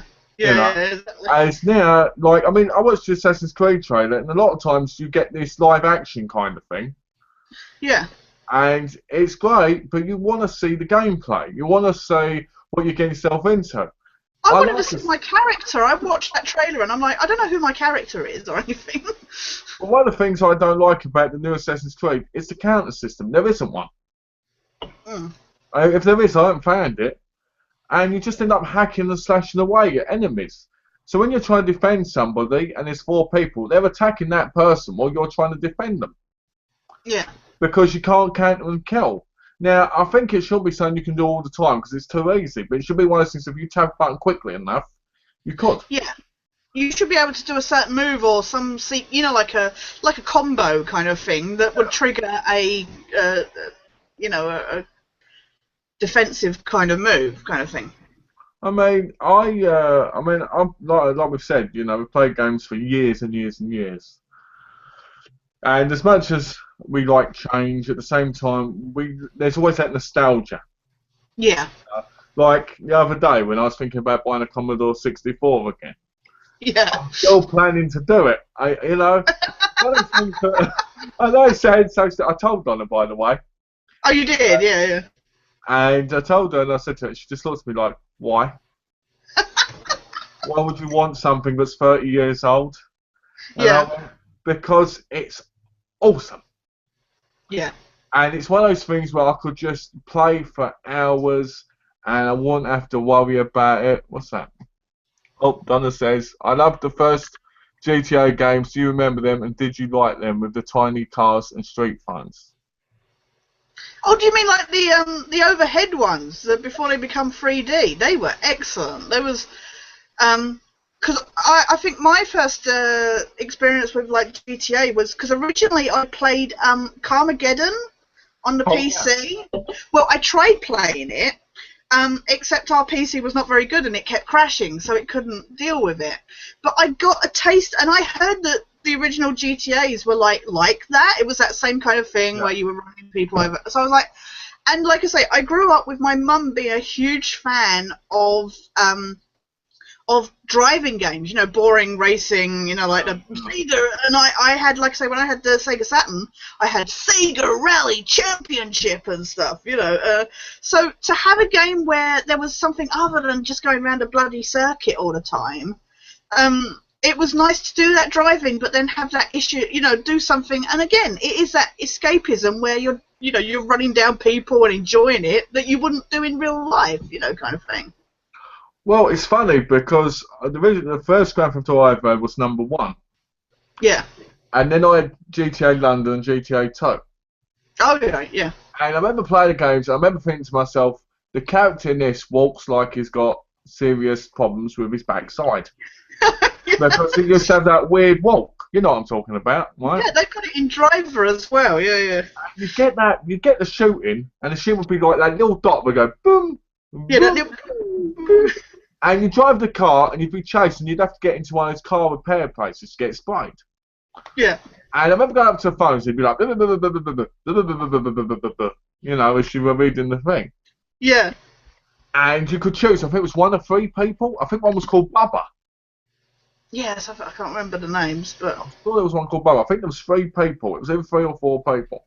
And it was one of those games where it wasn't epic like it is now, but at the same time, it was fantastic because it was like, I don't know, how do you put it? It had better graphics.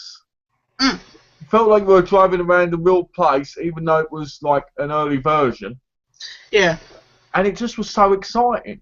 And when you got GTA London, that was even weirder. I never got to play GTA London, so. It wasn't the best game, but it was fun. Yeah. Basically, in my view, it was like the up and down version of, say, like The Getaway, but in that form. Oh, right, yeah. And I always enjoyed the music in the game. But I always felt like the game was a little bit more loose than the games now.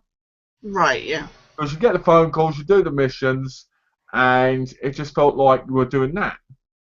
As now, you get real stories and everything going along. Yeah.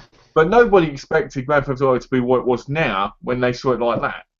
Oh God, when you think that was done by a couple of Brits, it was, when you think, well, that's, and in a way it makes you proud, because everybody says, the best games are from Japan or, America and stuff, and it's nice to, to have something that makes you feel good to be British, to go, actually, well, I mean, that sounds silly, but everybody associates Grand Theft Auto with America and stuff. It's like, actually, it was made by a couple of Brits, kind of students or whatever they were at the time. It's incredible. I mean, when you think about it, Grand Theft Auto was the game we all wanted.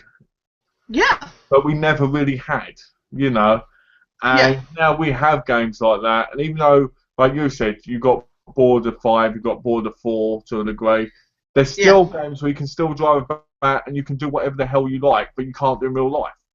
Yeah. I would happily go back to Vice City than I would to go sit and play 5 again.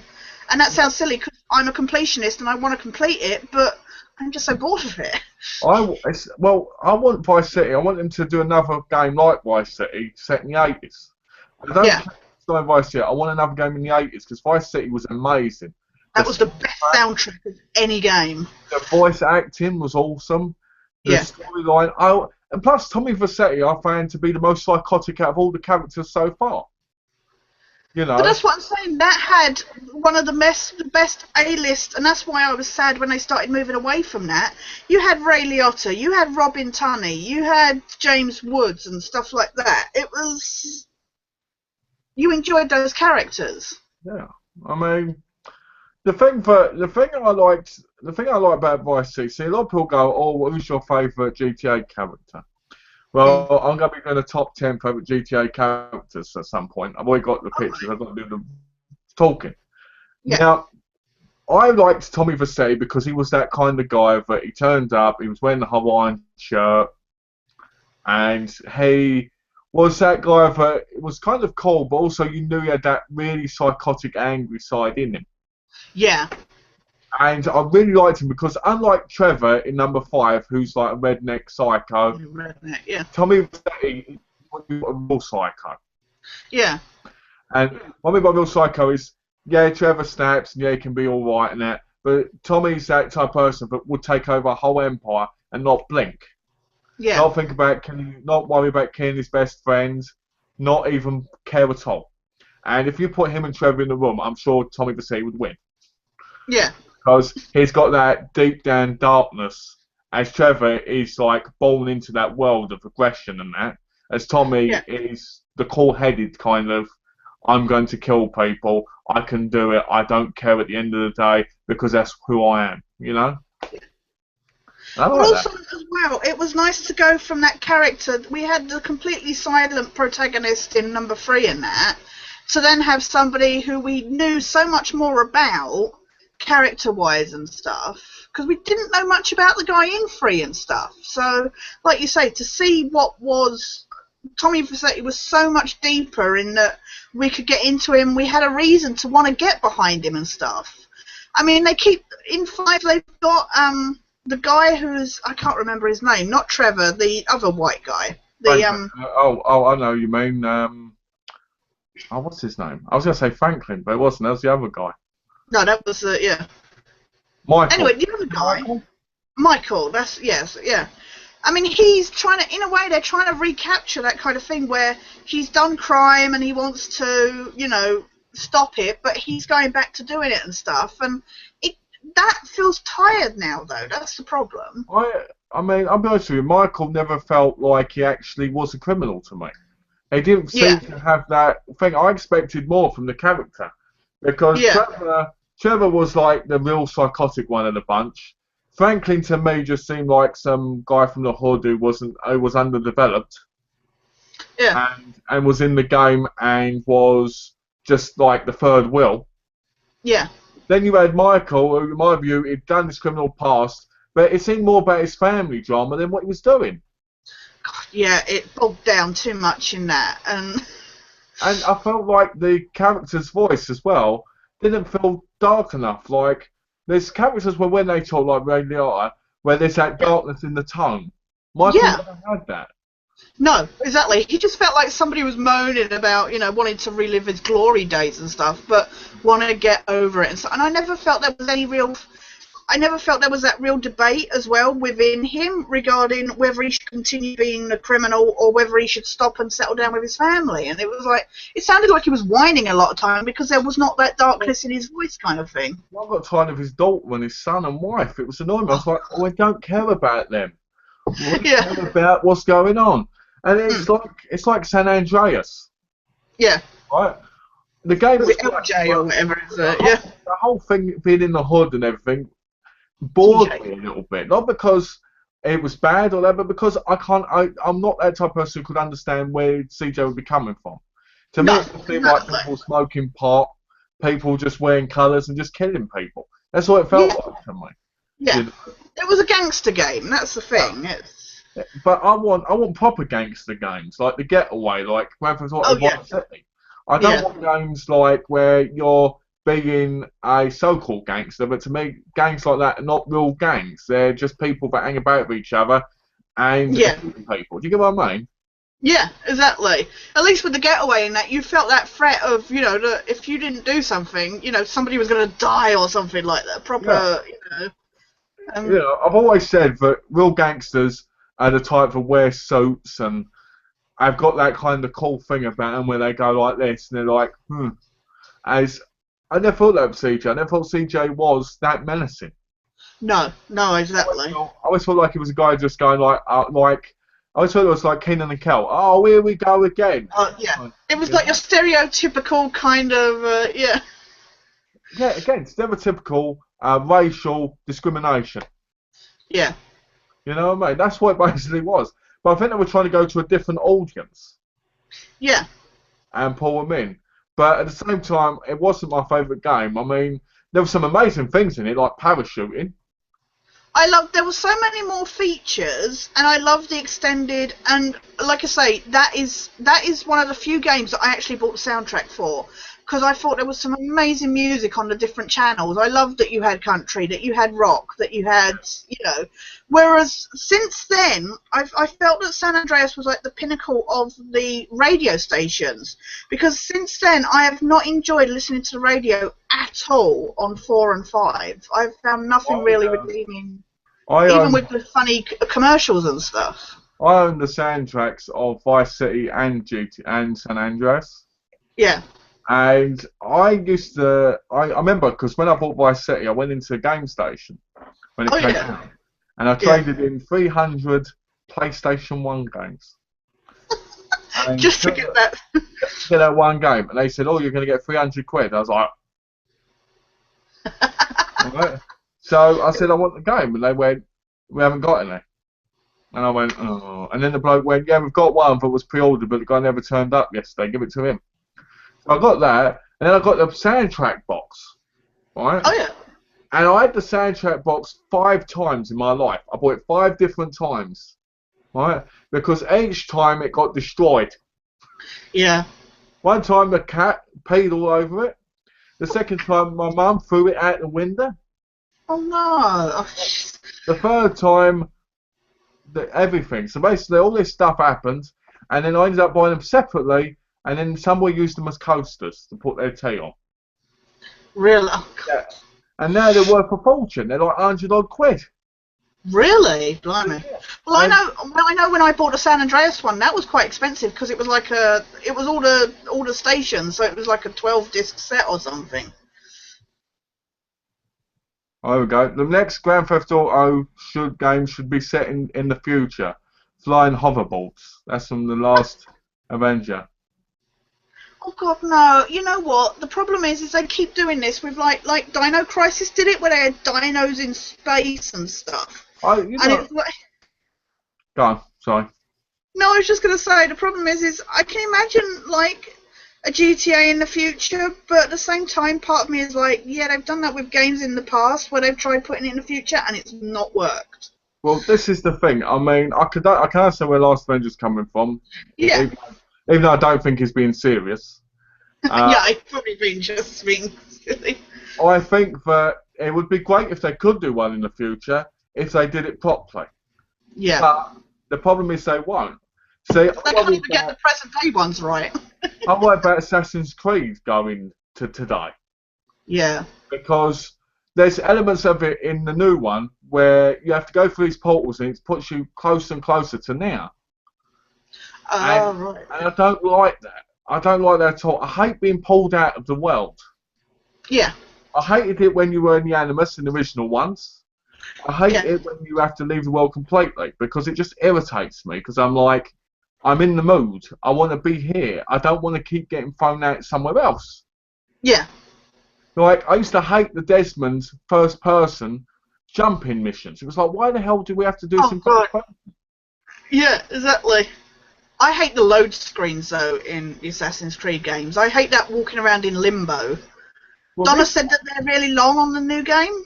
Yeah, in this one, there's no limbo, but a black screen. Just a black screen. There's no limbo. Yeah. That's what pops up in mine. I'm just like, I'd rather be in limbo. Yeah. But I always joked that because the load screens took ages, and I always joked, well, if they didn't have these limbo scenes, they'd probably be shorter. But there could be anything. There could be a load screen or something. But, that's... Well, sometimes when I'm sitting there, I'm just like, because I normally play with Donna, don't I?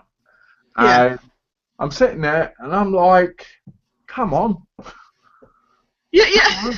And I'm like, this is really taking me out of the mood of the game. Yeah. But like you say, I can't imagine Assassin's Creed because you buy that game to do the past stuff. You want to live, the French Revolution. You want to live, all that kind of stuff. I mean, it does make me sad that they haven't done, Japan, China kind of feudal They're kind of doing that. China next. There's a downloadable content of China coming up. Oh really? That's Yeah. fine. It's only taken them how many games to get there? But it's only a downloadable content. It's only a downloadable, yeah. Donna says no limbo, just black. Yeah. You know, I actually thought that the limbo wasn't there because my PS4 was playing up again. Oh really? You thought it was? Yeah. But yeah, I don't like the idea of modern day. I mean, when they used to take him out of the thing, like when Desmond died, I was like, where are they going to go with this? And now you're playing as somebody who's playing from Desmond's faults, from Desmond's history. Oh really? Yeah. And you're sitting there going, because that's what it was like in Black Flag. Yeah, I didn't like because you weren't, and you only had that connection with the two people from his group, kind of thing. You didn't know what was going on, and they were using Desmond's DNA and all that stuff, and it was like, what? And you had to hack computers. Yeah. And I remember sitting there going, why would I want to hack computers? The annoying thing for me is I hacked all the computers at that place, and it turned out there was no real point to it. I was just like, oh. It was just so you could get this really rubbish information. Yeah, exactly. And that's about. Yeah, you could see the video where you saw him retrieving Desmond's body and stuff like that, and it was just like, okay, that's nice. I would have assumed that had happened anyway. What kind of spiritual forces you see throughout the series? Yeah. Who are they? I mean, we know who they are to a degree, but why can't they focus more on that so we kind of get an idea of it instead of it just being like a few minutes per game? Yeah, instead of there just being some buttholes chasing after, Desmond and the group. But I didn't get the point of the whole jumping thing, because in a way I liked that was the only thing really I liked about the Abstergo stuff in Black Flag, was that you were in first person, so you weren't doing all the jumping stuff and that you were doing when you were in the Animus, because that was the whole point, was that. But what I didn't like about it was the fact that this felt like such a pointlessness to that whole Abstergo stuff. And, I don't know, obviously, I don't know yet if there's any connection to what happens at the end of that Abstergo stuff in this new game. Because the guy that ran the company and that, he got kidnapped and stuff at the end. Yeah. So I don't know if that ever gets touched on again, but the point is I felt it was so pointless, and I didn't like the fact, because we've been led this whole. It's not that I had an issue with Desmond dying, but we were always the thing that, Desmond had this special DNA, he could, I know they've used his DNA now, but that was our connection to the Animus, that he was special and he was, he had that connection to the ghosts and stuff like that, Yeah. And I felt that got taken away. Donna says, don't even get me started on Black Flag. She does not like that game. You know what? I'll say this about one thing of Black Flag, quickly. Black Flag to me was a pirate game made into an Assassin's Creed game. Yeah, it was a pirate game that just got fit into that kind of. Because the assassins were rarely in the game, and when they were, they didn't even look like assassins. You had one in leopard print, like a hood thing, where it seemed more like he was a tribesman than he was a assassin. Yeah. And the whole thing with Kid, how it turned out to be a woman, and then she died. That was weird. Yeah, and the whole Blackbeard stuff and that, and like I know I've said it before, but the thing is, I mean, at least with Rogue, we're gonna get that being able to see stuff from the Templar side, but Kenway, he had no real allegiance to either side. He was just going with whoever gave him the best offer, kind of thing. What got me was Kenway was the father of Halfway. Yeah, I know, but yeah, right. That meant Kenway was related to Halfway. Halfway was the father of Connor, right? Yeah. And you're like, this is getting ridiculous because they're all different cultures completely. Yeah, I mean, he looks nothing, obviously Connor was, Native American or all that stuff, and it's like. Well, Halfway had an affair, didn't he, with his mum? He had an affair with Connor's mum and stuff like that. Then Connor gets born, and I actually like the whole Native American assassin. I actually didn't mind Free. Everybody puts down Free, but I actually didn't mind it. I like the hunting, and I like the bit where you get to go against your own people and stuff. Yeah. I found the ending a bit crap, but We tend to find that now. Endings seem to be really strained in a lot of games now. Well, one of the things I really did like, one thing I do like about Assassin's Creed is I like when they put historic figures in them. Yes. Like, as this one has Lee Chevalier Dion in it. Yeah. And it has some other people in it. As the ones with Ezio had Leonardo da Vinci. Yeah. And you just sit there and you're amazed. But I have to admit, my favourite Assassin's Creed character is Enzo del Toro. Yeah, Ezio was amazing. But that could be because he was in 3 games. Well, yeah, that's the thing. You get used to seeing that same character over and over again. But the thing is we kept at least when we jumped into it, we knew what to expect. If we played the previous games, I mean, that was the thing. One of the things that annoyed me though when 3 was coming out was I didn't know anything about it, and I went to the MCM Expo, and they were doing previews of Far Cry 3 and Assassin's Creed 3. Yeah. So I was like, oh, and I'd seen people doing reports on these kind of events where they asked the gaming people questions and stuff like that. So I was like, oh, this will be good, because I was doing a video log and stuff. I was like, it'd be nice if I can ask some questions and come back and say, oh, well, I'm really looking forward to this game. And I went in there and I asked this one guy, I said, with the previous games, we know what time frames and stuff we're jumped into. I said, what time frame have we jumped into in this game? And he was just like, just play the game. And he wandered off. And that was the worst experience ever. That was my first time of properly previewing a game. And I started playing it, and I had no idea who I was playing as, what I was doing. And I was just like, oh, well, thank you for that in-depth, I wasn't after an interview, I was just after some kind of, decent info, and that really put me off. But I enjoyed the game in the end, but, yeah, it was a bit of a downer. Well, I mean, I'm going to do, like McGrath thought what I'm doing, I'm going to do an Assassin's Creed one. Yeah. Top 10, because I want to do, like, top 10 Metal Gear Solid characters. They're games I really enjoy. Yeah. And, I have to admit, I really enjoyed LTN. Yeah. Yeah, I enjoyed him. LTN out of the bunch seemed to be the most quietest and most, like, mysterious. Yeah, there was something, yeah. But the gameplay was so repetitive. You had to listen, you had to pickpocket, you had to follow, then kill. Yeah. Yeah. Constantly, over and over again. Right? Then you got number 2, which had Enzo del Toro, and to me, Unity is a lot like number 2. Really? Yeah.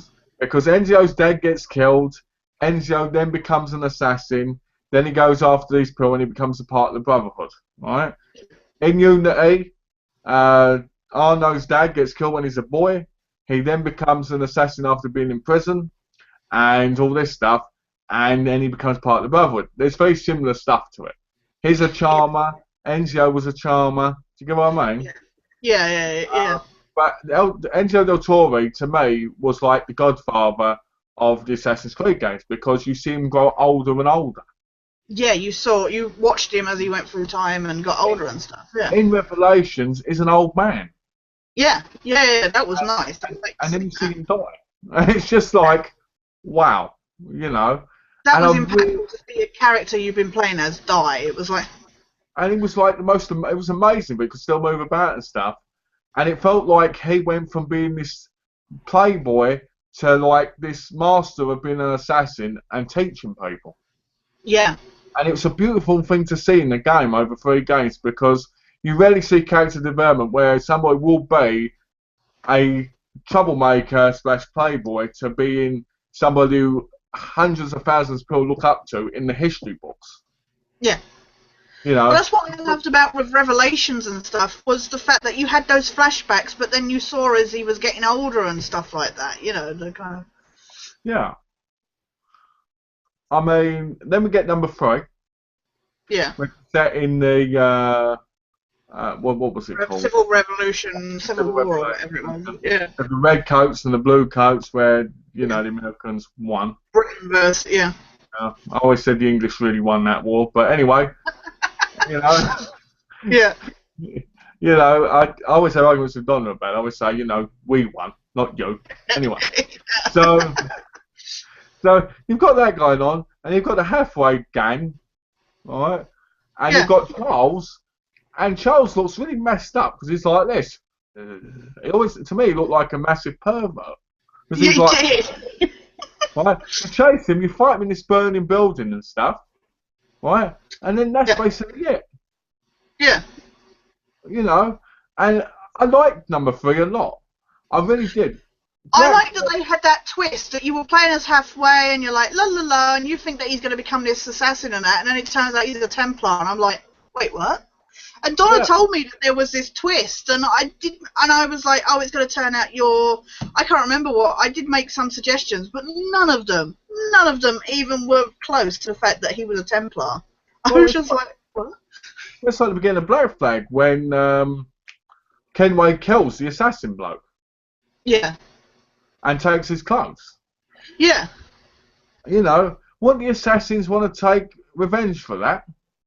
Yeah, exactly. I couldn't believe that they'd taken him into their fold just because he delivered the message from the guy or something. It's like, yeah, but he stole the guy's, stuff. You know, and yeah, you know, the one thing that really irritated me was all that on the ocean. Oh, bloody sailing, yeah. I loved number 3 because I enjoyed the fights on the sea. I loved the sea fights. Number 4 had way too much of it. Yeah. It was like every 10 minutes you were in one.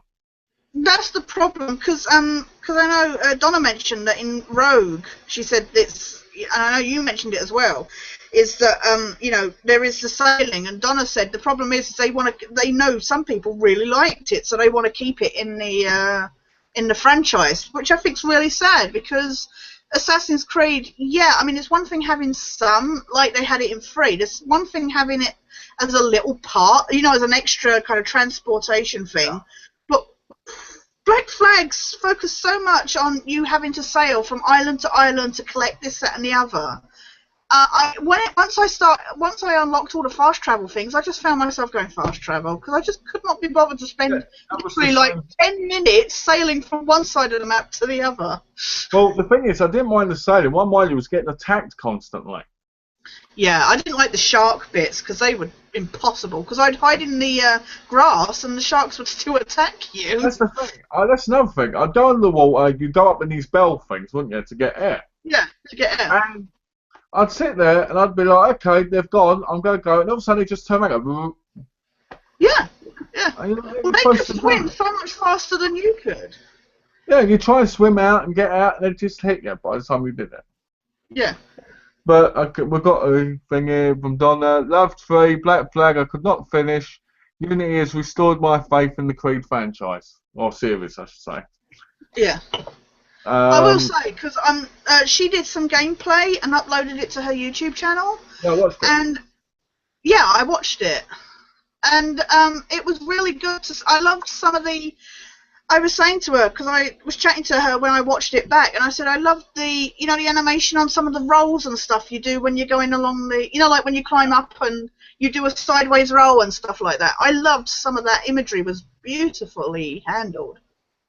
Well, I was surprised because I watched them, the gameplays. Oh, you did? Yeah. Because there was voices on it. Yeah. I'm sitting there going, why is there voices on that and not my UFC ones? It's like, what? Well, Donna uploaded hers, and she said she was chatting away, thinking that she was, finally doing something to upload for people to watch. And when she uploaded it, there was no voices, and it was like, okay, that was a waste. Yeah, it's strange. I think if they're going to do something like that, they need to have that in the actual program. Yeah. But like I said, all you've got to do is download it, then download it onto your computer, point a program, and then do the voiceover. But then again, it's not the same as playing it at the time. Donna said she shouldn't have to do that just to upload some, And like you said, you said you did some, and you felt like completely passionless watching it back as opposed to playing it at the time. Well, the problem is, if you're playing a game like UFC or even football, I'm talking about, games where it's going to hit right there. Right? You'll be playing it, and when you score, and you'll be like, yes, really that. Yeah. But it's a way that can't be faked. Yeah. Or when But you're having a fight with somebody, you know, you're swearing and stuff like that, you know. and you're doing things that you wouldn't do if you just sat there normally. Yeah. So when you try to do a voiceover, because I tried to do a voiceover over my Dan Henderson versus Anderson Silver fight, my kick on was Oh, like this. Henderson's got Silver in a clinch. Oh, it's going to get him down. Oh, he's back up again. It's got him down again. Back up again. Got him down again. And it doesn't feel it's genuine. not the same. No, yeah. So that's the problem with that. But yeah, going back to Assassin's Creed games, Yeah, sorry. I like how they connect, but I think some of them connect very loosely. Yeah. You know, I liked Kenway in Black Flag, but I liked him not as an assassin, but as somebody who was basically somebody who just became friends with a group of pirates who really weren't no one's friends. Yeah. It was like how he had Blackbeard, the pirate, there with him. Yeah. Right? Or that And guy, the British guy who hadn't been on a ship before. He's like, hello, the little fat guy. yeah, and he went, thanks to you, I'm exploring now, and waving off and stuff. But the biggest problem with Black Flag was the fact that it had nothing to do with the Assassin's Creed games whatsoever. Yeah. The first part did, Yeah. a little bit, but then it was like, oh, we're going to go and help the assassins. It felt like playing Grand Theft Auto and just doing some side missions, except being a pirate. Yeah. If Kenway had been in a pirate game, I would have enjoyed it. You know, if it had been its own pirate game. Yeah.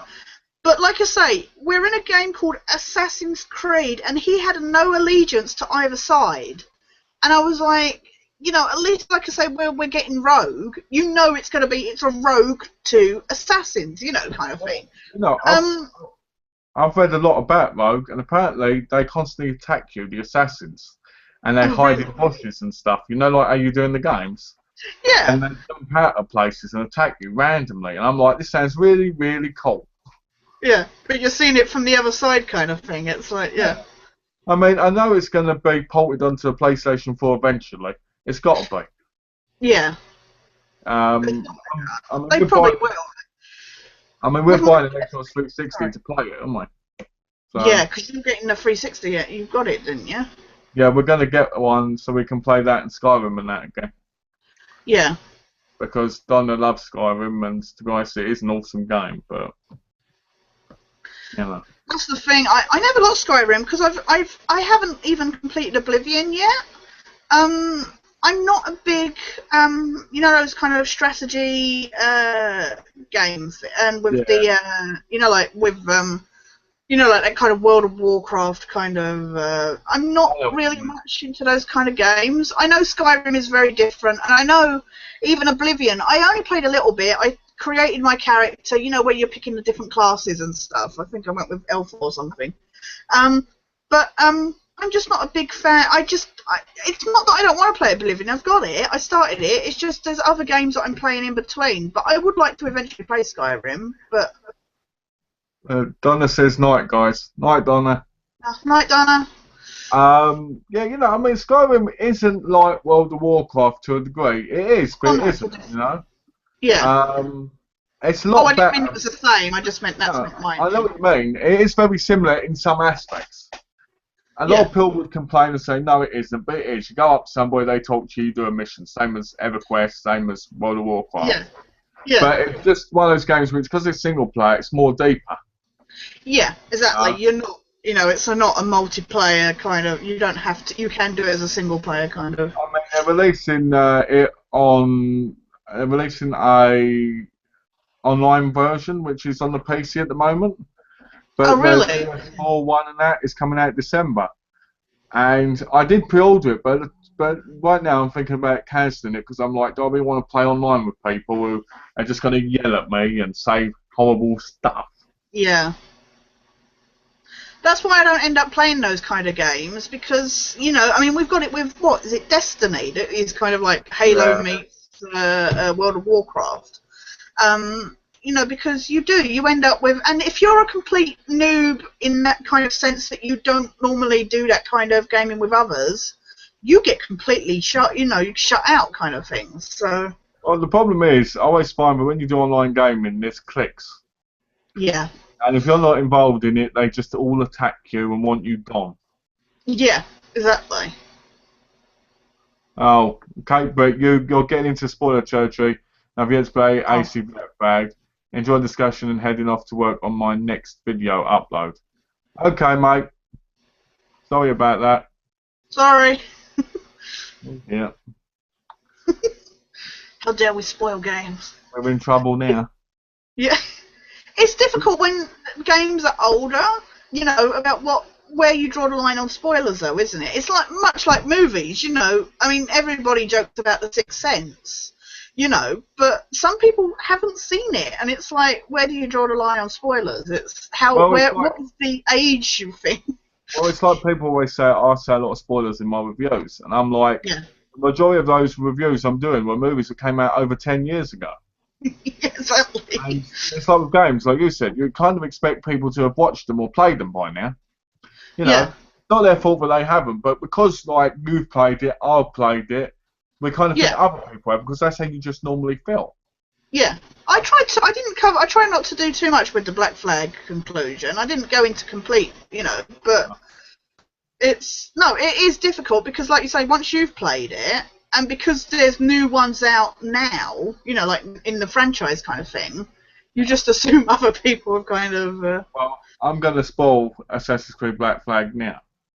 Right. Edward he quits being a pirate and he becomes a man who realizes that he's in love with sharks, and he decides to go shark swimming with them for the rest of his He life. marries one of the sharks, doesn't he? It was amazing. Right. He marries one, has some babies with one, Yeah, and yeah, they live happily ever after in their own little house. yeah. Every now So, and then you have to go back up into that bell thing to get some air, but other than that, he has a wonderful relationship with her. yeah. Who said you can't have a loving relationship with a shark?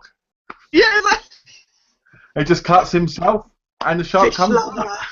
Yeah. But yeah, it's a good franchise series. It's a good series franchise. I mean, I played the PSP game. Oh, really? Yeah.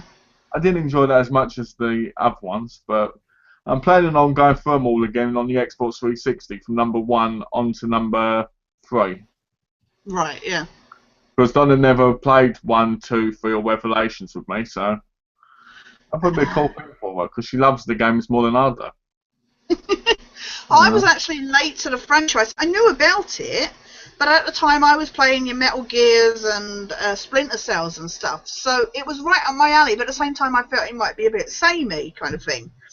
And Yeah. like I say, the thing is games, because of the cost and stuff, it wasn't always possible to get them, you know, like afford-wise. So, especially Yeah. when Assassin's Creed come out, it was quite expensive kind of thing. So, but it was only because my mate Donna had played it. I borrowed, like, I think it was either 2 or Brotherhood was the first one I borrowed. And that got me into going back into the other ones kind of thing, and then playing since then kind of thing. So. Well, I've played them all since release date. Oh, really? Yeah. Originally, when I owned the first 3, I had the figures. I had the figure, the number 1. Really? Yeah. I had Ezio, and then I also had the codec. You know, the box. Yeah. And I absolutely loved it. I loved them, and you know, I ain't got them anymore. Really? Oh. Yeah, and I loved having the figures. I loved having the codex box. I remember being really angry that Revelations didn't have anything with it. Yeah.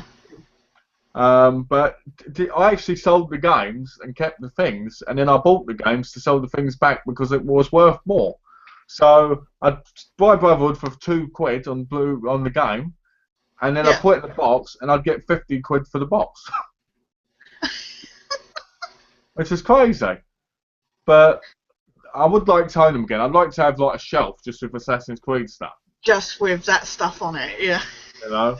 See, I'm not somebody who trades in games. When I play a game, once I finished, it always cracks me up because I'd hear about people trading them in and stuff, and I'd be like, but I want to be able to play it further down the line. And I know obviously people have reasons and stuff like that, but you know, I don't sell mine on. I tend to keep them and play them another time, kind of thing. See, I've always wondered why I don't do that because I watch movies and I keep them. But Yeah. with games, I think it's because in my mind it's like if I complete a new game, I can get $45 cash or credit for it. Yeah. I can trade it in, But and I can buy it again down the line cheaper. yeah. So I think that's what goes through my head. If I can buy it down the Yeah. line cheaper, and sometimes I do. Yeah. Like for instance, if I complete Unity, I can get $45 cash. But Oh, so I can really? play Yeah. it with another game Mm. that comes out and play that. Do you get what I mean? Yeah. And then get again down the line to play again. Yeah. So I mean, I never traded in my old games when I used to play them. Oh, right. No. But with games like this, I do just because I know I can get them again. And plus, you know, you got to think games are expensive now. If you get $45, then you trade it in, you only pay $15 for another. Exactly. That's the, yeah. You know, so I mean, it's amazing though. It's amazing. Done. I was just gonna say, I understand why people do it. It's just like you say, like we move. But I've heard of people trading in movies, and I'm like, why? You can watch them forever. Why keep buying it? I mean, it's different now because we have digital media. But I like to have a hard copy, something I can hold in my hand, something I can go right. I'm gonna put it in the machine and then take it out and put it away. I mean, yeah, storage-wise, it's not always the most convenient thing, but Yeah. I just like to keep stuff. You could say I'm just hoarding up, but I just like to keep that stuff. Holding up. Holding up. Are you gonna have a theme tune for your hoarding up I'm videos? gonna make one. I'm gonna make one. It's gonna be like this. I'm gonna get a guitar and go. I'm holding up. Yeah, I am. Here I go again. I'm going down the street with my wife and my movie collection because I love to buy those movies. Actually, was quite good on the spot. But anyway. Yeah, I shouldn't have interrupted. You could have just recorded that. I could have done. That's actually, it's amazing. Sometimes I just come out with stuff really weird. But yeah, going on to the movies, I'm like, yo, I don't get why people get rid of them. Yeah. If you want to buy them, keep them. Why would you buy something like, let's say I bought UFC, right? Yeah. I kept the English copies because you can't get these ones in America. You can only get up to a certain amount, right? Then you have to buy the Australian ones, and they're bad quality compared to the English versions, which are region free anyway. And then you can't even get Ultimate anywhere else other than the UK. Yeah. But anyway, what I'm saying is, I bought this, right? When I bought this, it was £8. If I sold it now, I'd get £1 for it, right? Yeah. Why would I get rid of it for £1 if I could keep it and have it? Yeah. You know, I never ever understand people. I know some people have to, like I did when I moved. I had to get rid of a lot of my collection. Fine, fair enough. But just doing it for the sake of, oh, I paid £8 for it, I'm going to now get £1 back, I can get a different film. Why waste the money? Oh, I think of the, thousands upon thousands of pounds I've spent on DVDs over the years since I first had a DVD player. Yeah.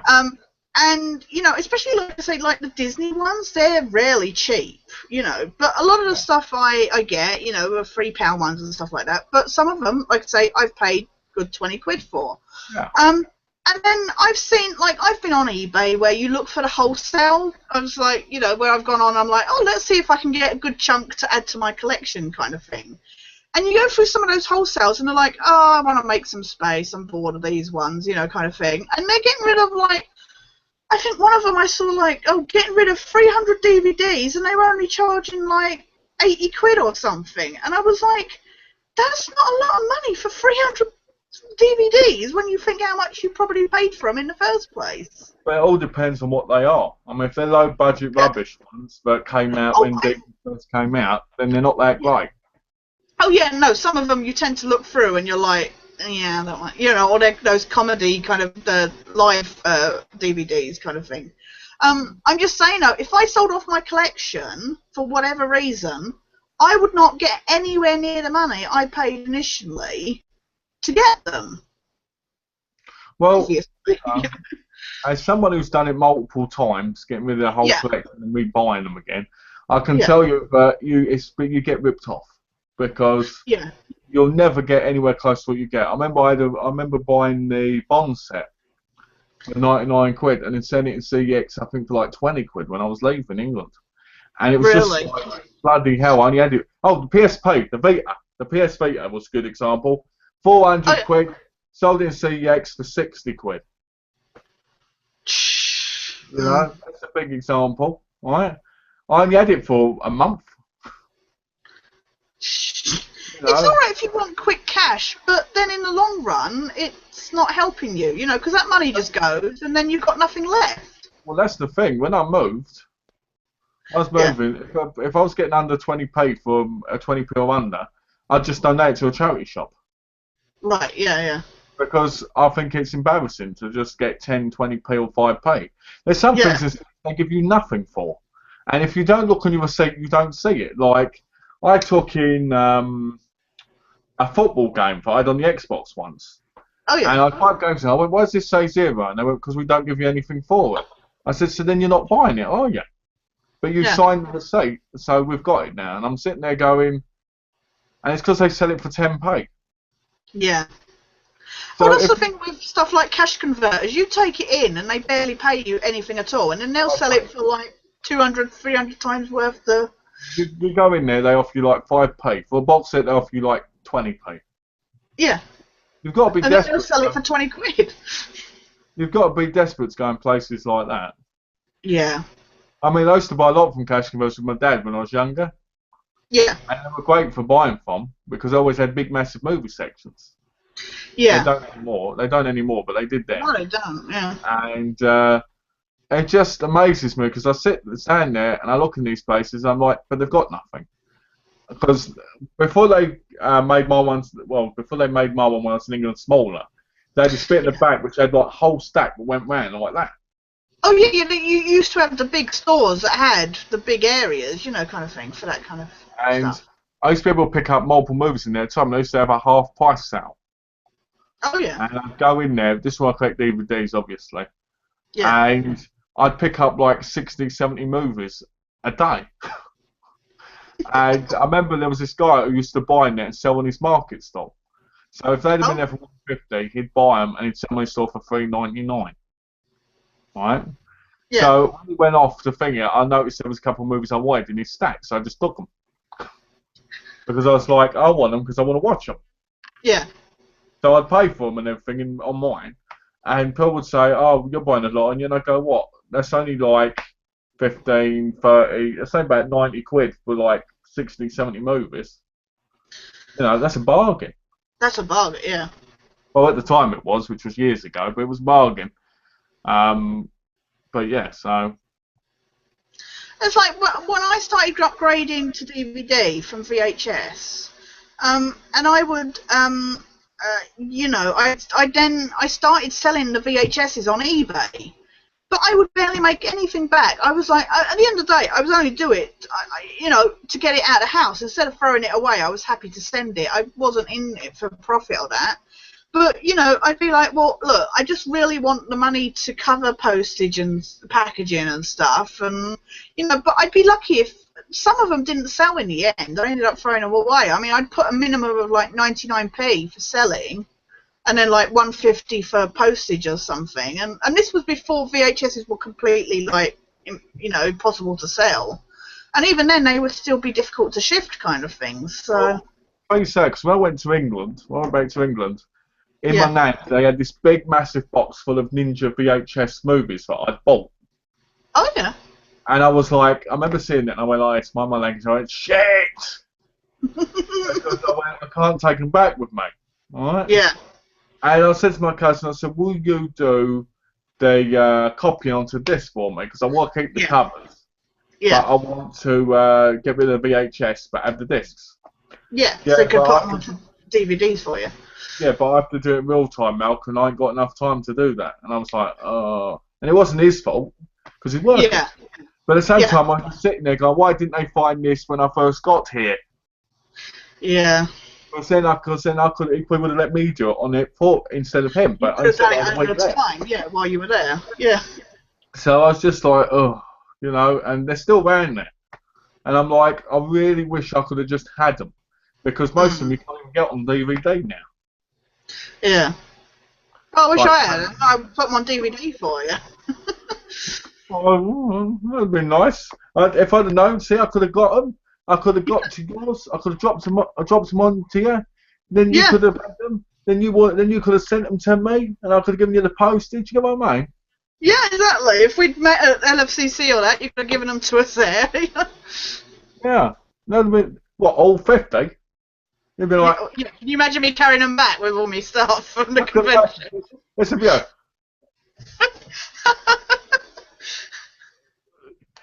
That smile you do in your pictures, it'd be like that, but it'd be like this instead. Yeah. Hey, Oh. I regret saying this now. Yeah, I wish yeah. Can you imagine especially if that was the Friday, right, and then I've got to go through the rest of the weekend, like, walking around just...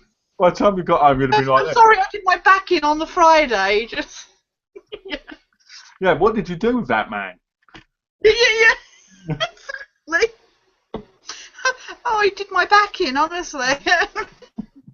Oh, I trapped a nerve that weekend as it was. Can you imagine if I'd had 50 VHSs to carry around? Oh. I tell you, it's amazing though how heavy VHSs actually are. Oh, it's amazing when you think of how much space they take up. Like, if I put 10 VHSs in a row, like, I mean, I've got the X-Files seasons on VHS on my shelf above me here. And, you know, I mean, how much space they take up compared to a DVD box set or something. I actually owned all the X-Files box sets myself because we had a Christmas shop in Barking at one point, and they were selling them like £6 each, and then they were selling them for buy one get one free. Yeah. And so I picked them all up, and I got to admit, I did like the VHS boxes because I thought they were pretty cool. Yeah. And I mean, the same with the Tribe. They released the Tribe season 1 on VHS. Yeah. And I had that, and that was like 8 cassettes. You know. I never got into the Tribe. My sister was a huge fan of it, though, so... Because I think they showed it on, was it Channel 5 or something? Yeah. Yeah, it was on Channel 5. I've got them all on download. Oh, yeah? Yeah. She's got them on DVD now, so... I used to have them all on DVD, and then I sold them to come here because I read into... yeah. That's the thing of how much you lost because of moving and stuff, and, you know, obviously there's no regrets, but it's sad when you think of what you can't get now that, you know, what you were able to get then. I didn't lose it for moving, I lost it because of my wife. Yeah, you lost it for love. Yeah, I lost it for love, and now I'm like this every day. Yeah. But no, I'm not joking. Seriously, at the end of the day, as much as I lost it, at the end of the day, part of me doesn't really care that much about it being gone because I'm with Donna, you know? Oh, yeah. No, exactly. That's what I was saying, you know. It's that kind of thing where, you know, obviously no regrets, this, that and the other, you know. You wouldn't change it or you would do the same again, but at the same time it makes you... I say sad, it doesn't sound right, but you know what I mean, that kind of like, oh, you can't get that anymore, and I was able to get it then, you know, kind of... Well, the thing is, it was the fault. When I sold my stuff and came out, I'd end up with 7,000 movies in a year. Yeah. You know, it's just one of those things. It's amazing. You go from losing everything and going and seeing your wife and being with your wife, getting rid of everything, to owning everything and more again, except certain things you can't get. So it's really a real strange thing. Because my wrestling collection is like 4 times the size it was when I was in England. Yeah. The movie collection is like 1.5 times bigger. It's just weird. It's just weird how things turn up, you know? It's like I say, I mean, when I think of all my DVDs, I never would have imagined having so many and stuff. And you do, I mean... There's one thing with progression, but like you say, then when you get these cheap ones or you get these bundles and stuff like that, and it boosts up your collection that much more. It's kind of nice in a way, you know, to see how far, like, you've had to get rid of your collection like 3 times or whatever, and it's nice to get that back and more, you know, kind of thing. It just upsets me because I think to myself, imagine how big my collection would be if I had to get rid of any of them. God, can you imagine? You know. You'd have a whole house. It would have been. It would have been. It would have been our worst. When you think my collection goes in nearly every room in this place. Yeah. You just go from room to room and go, that's mine, that's mine. I've even got some in my bathroom drawer where the toilet rolls are. You know, and Pill may go, why is it there? And I go, I don't know. I just put it there. Yeah. It's somewhere to put it. It's somewhere to put it. Yeah. But what was I going You to start say? kicking them in your shoes. They start getting my shoes, start putting my underwear when I'm out. Oh look, I just found this movie. But yeah, you know, it's like Keep Tempo. I want to do holding up videos, Yeah. but at the same time, I don't want to do them because I've got so much to watch. Yeah, especially now because you're reviewing what you've got already. If you go hoarding, you're adding to your list of like more, and you're not getting to watch the either like you've got those collections like your gangster one, or when you got those the golden old the 50s movies kind of thing. It's like yeah. You buy those and then you don't get a chance to watch them for ages because you're watching what you've already got or something. But I know you said the other day you were going to do it. I didn't get to see if you did a gangster one or No, not. I didn't do one yet. I wonder. The problem is, like, it's like I've been trying to tell people. You know, I love doing my horror reviews and that, but I need a little break from them so that I can be fresh with them again. Yeah. Because I find when you watch horror movies constantly, or the same genre constantly, you end up going, well, this is the same old stuff again and again and again. Especially As in I horror. said when I did the franchises, when I did the ones that were there was several in the same, you know, like Terminator or Children of the Corn or that, when there's several of the same ones, you just get so tired of them. But like you were saying with the ghost ones and that, you get so bored of the same old stuff. Well, it's like slasher movies. I love slashers. I love things like Saw and stuff. I love these type of movies. I love all kinds of horror, except bloody Paranormal Activity like ones or possession ones. Yeah. And that, but I just can't sit and watch 3 in a row if I've been watching it for 2 months because I go, well, that one's the same. This is your standard werewolf movie. There's nothing fresh because I'm like, oh, I saw one like this a couple of days ago. Yeah. And I want to do a new genre, like I want to do like gangster or comedy or whatever for a week or two, so that I can get that break, so I can get back to it. Yeah. Yeah, exactly. But also, you don't, as you said, you don't want to be pigeonholed as just the guy who does horror movies. Yeah. Well, it's like I'm doing UFC events at the minute. I'm trying to do a couple of movies and one UFC event because I want to get them on there. Yeah. You know, because it's a passion and because I think my reviews are really good on the UFC ones. Yeah, I write them down and yeah, read them off the paper. And as much as I also didn't have to, if I didn't have 10 pages worth to say, I wouldn't have to. But there's no way I can remember all 10 pages. Yeah. You know, I mean, there's things I've looked up, there's things I've studied, there's things I've written down to make it a proper review of the events. Yeah. Last Avenger said the Tribe was the apocalyptic version of Neighbours. It was technically, actually. It actually had technically. It actually had a lot of the Neighbours stars in it, or people would be in Neighbours. Yeah. Which was quite funny. I mean, sorry, I liked it. I didn't mean to, but yeah, you were saying sorry. I mean, I liked the Tribe originally, but the problem is by series 4 or 5, it got into basically sexual activity and them all having babies and all getting off with each other, and it's getting too adulty when it was meant for like under 12s. Yeah, the idea was that it was for teens and younger kind of thing. So you know, so it kind of went out of place. That's why Channel 5 cancelled it on its 5th season because they felt it was getting too mature when it shouldn't have been.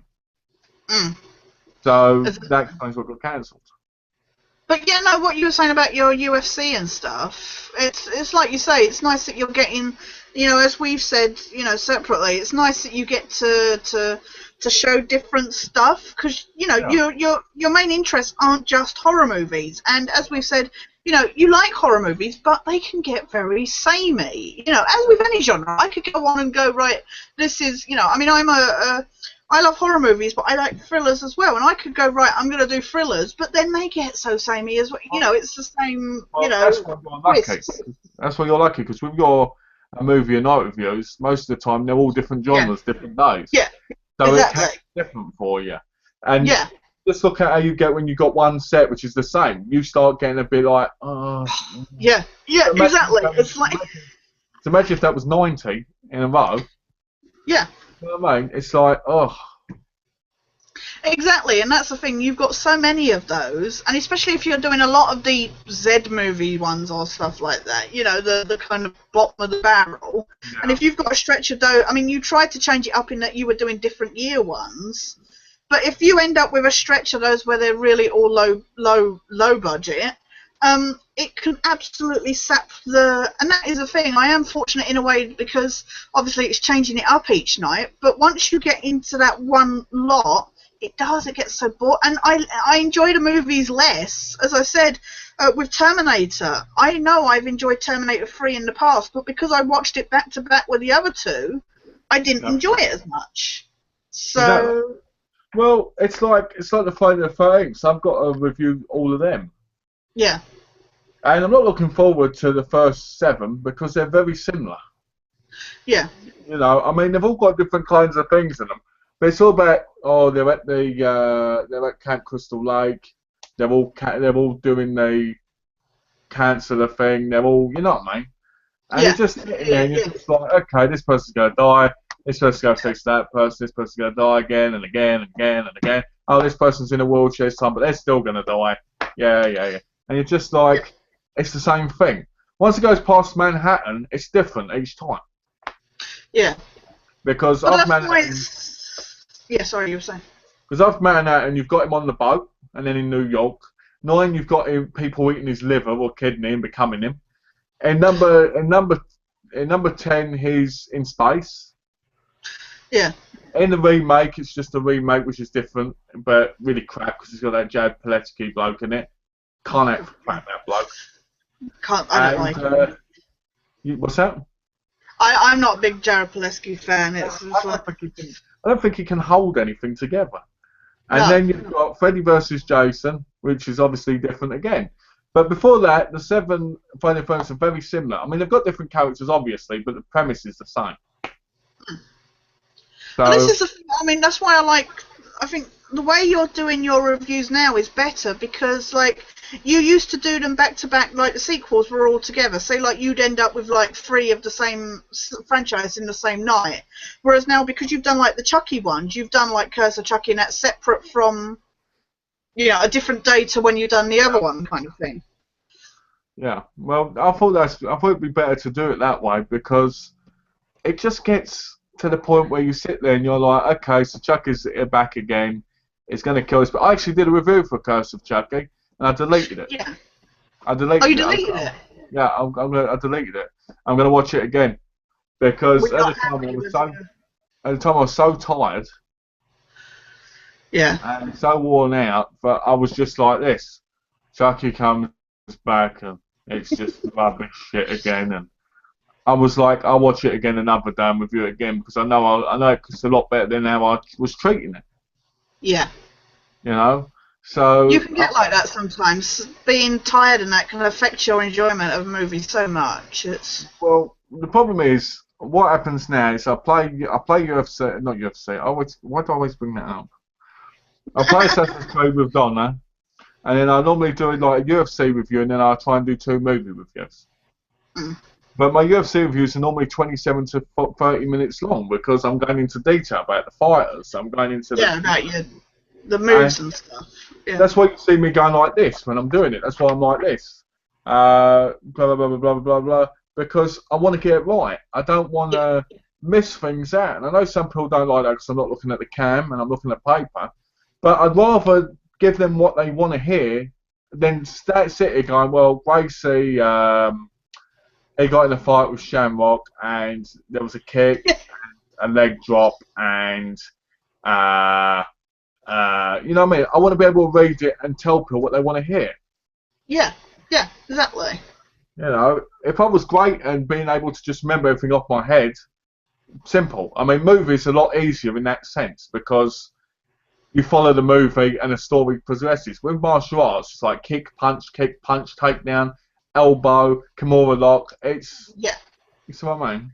But Well, if you're doing something where the main focus is, say, the fighting, you want to talk about the main moves and stuff like that, you know. I mean, I want to do wrestling ones in the future because I've got thousands of wrestling movies and events.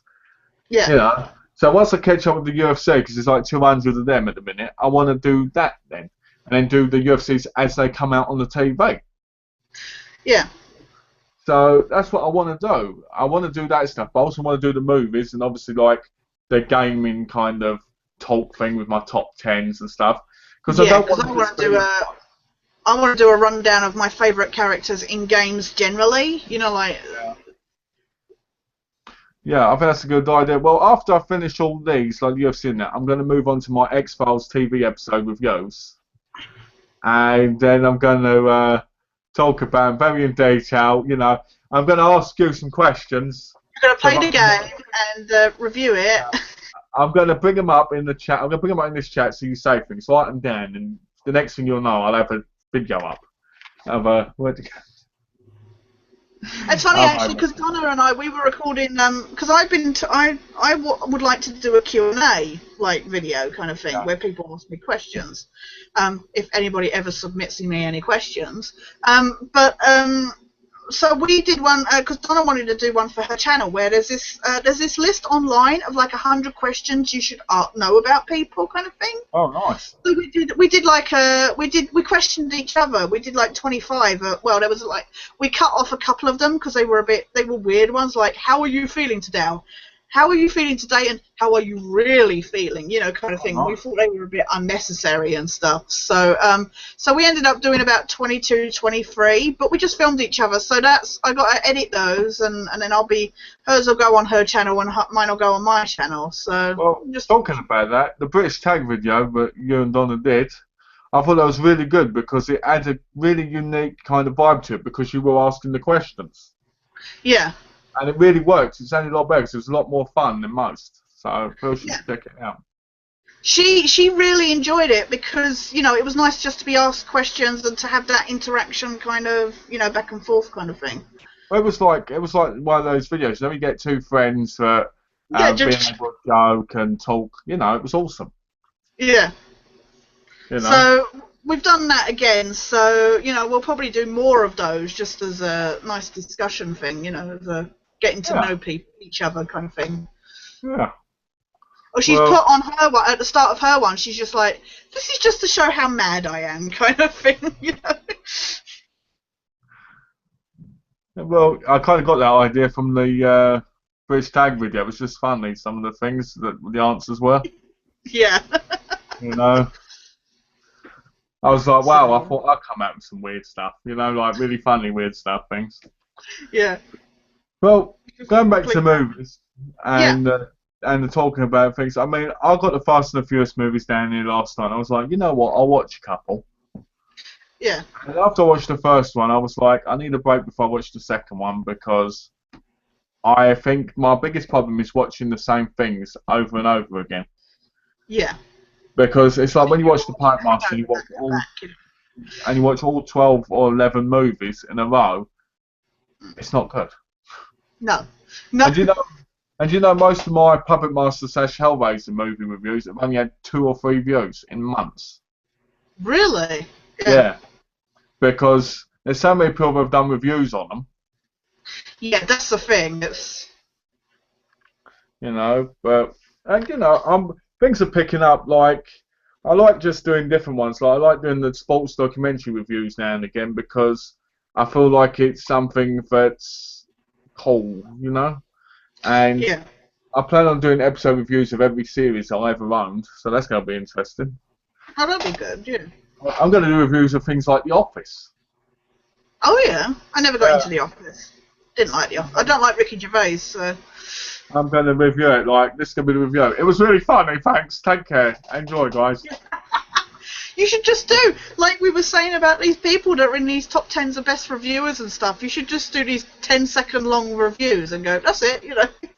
Yeah, like, go like this. What's your top 10? Well, my top 10 is The Office, Smallville, X-Files, blah, blah, blah, blah. Done.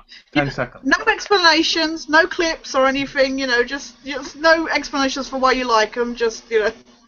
Well, that's the reason I haven't done my Grand Theft Auto one yet, because I want to get into details about it. Like, why do I like Tommy Vercetti? And take the time out of saying a bit about him and who he is. You know? Yeah. So I'm kind of getting to that point where I'm looking up the history of some of them so I can get certain facts right. Yeah.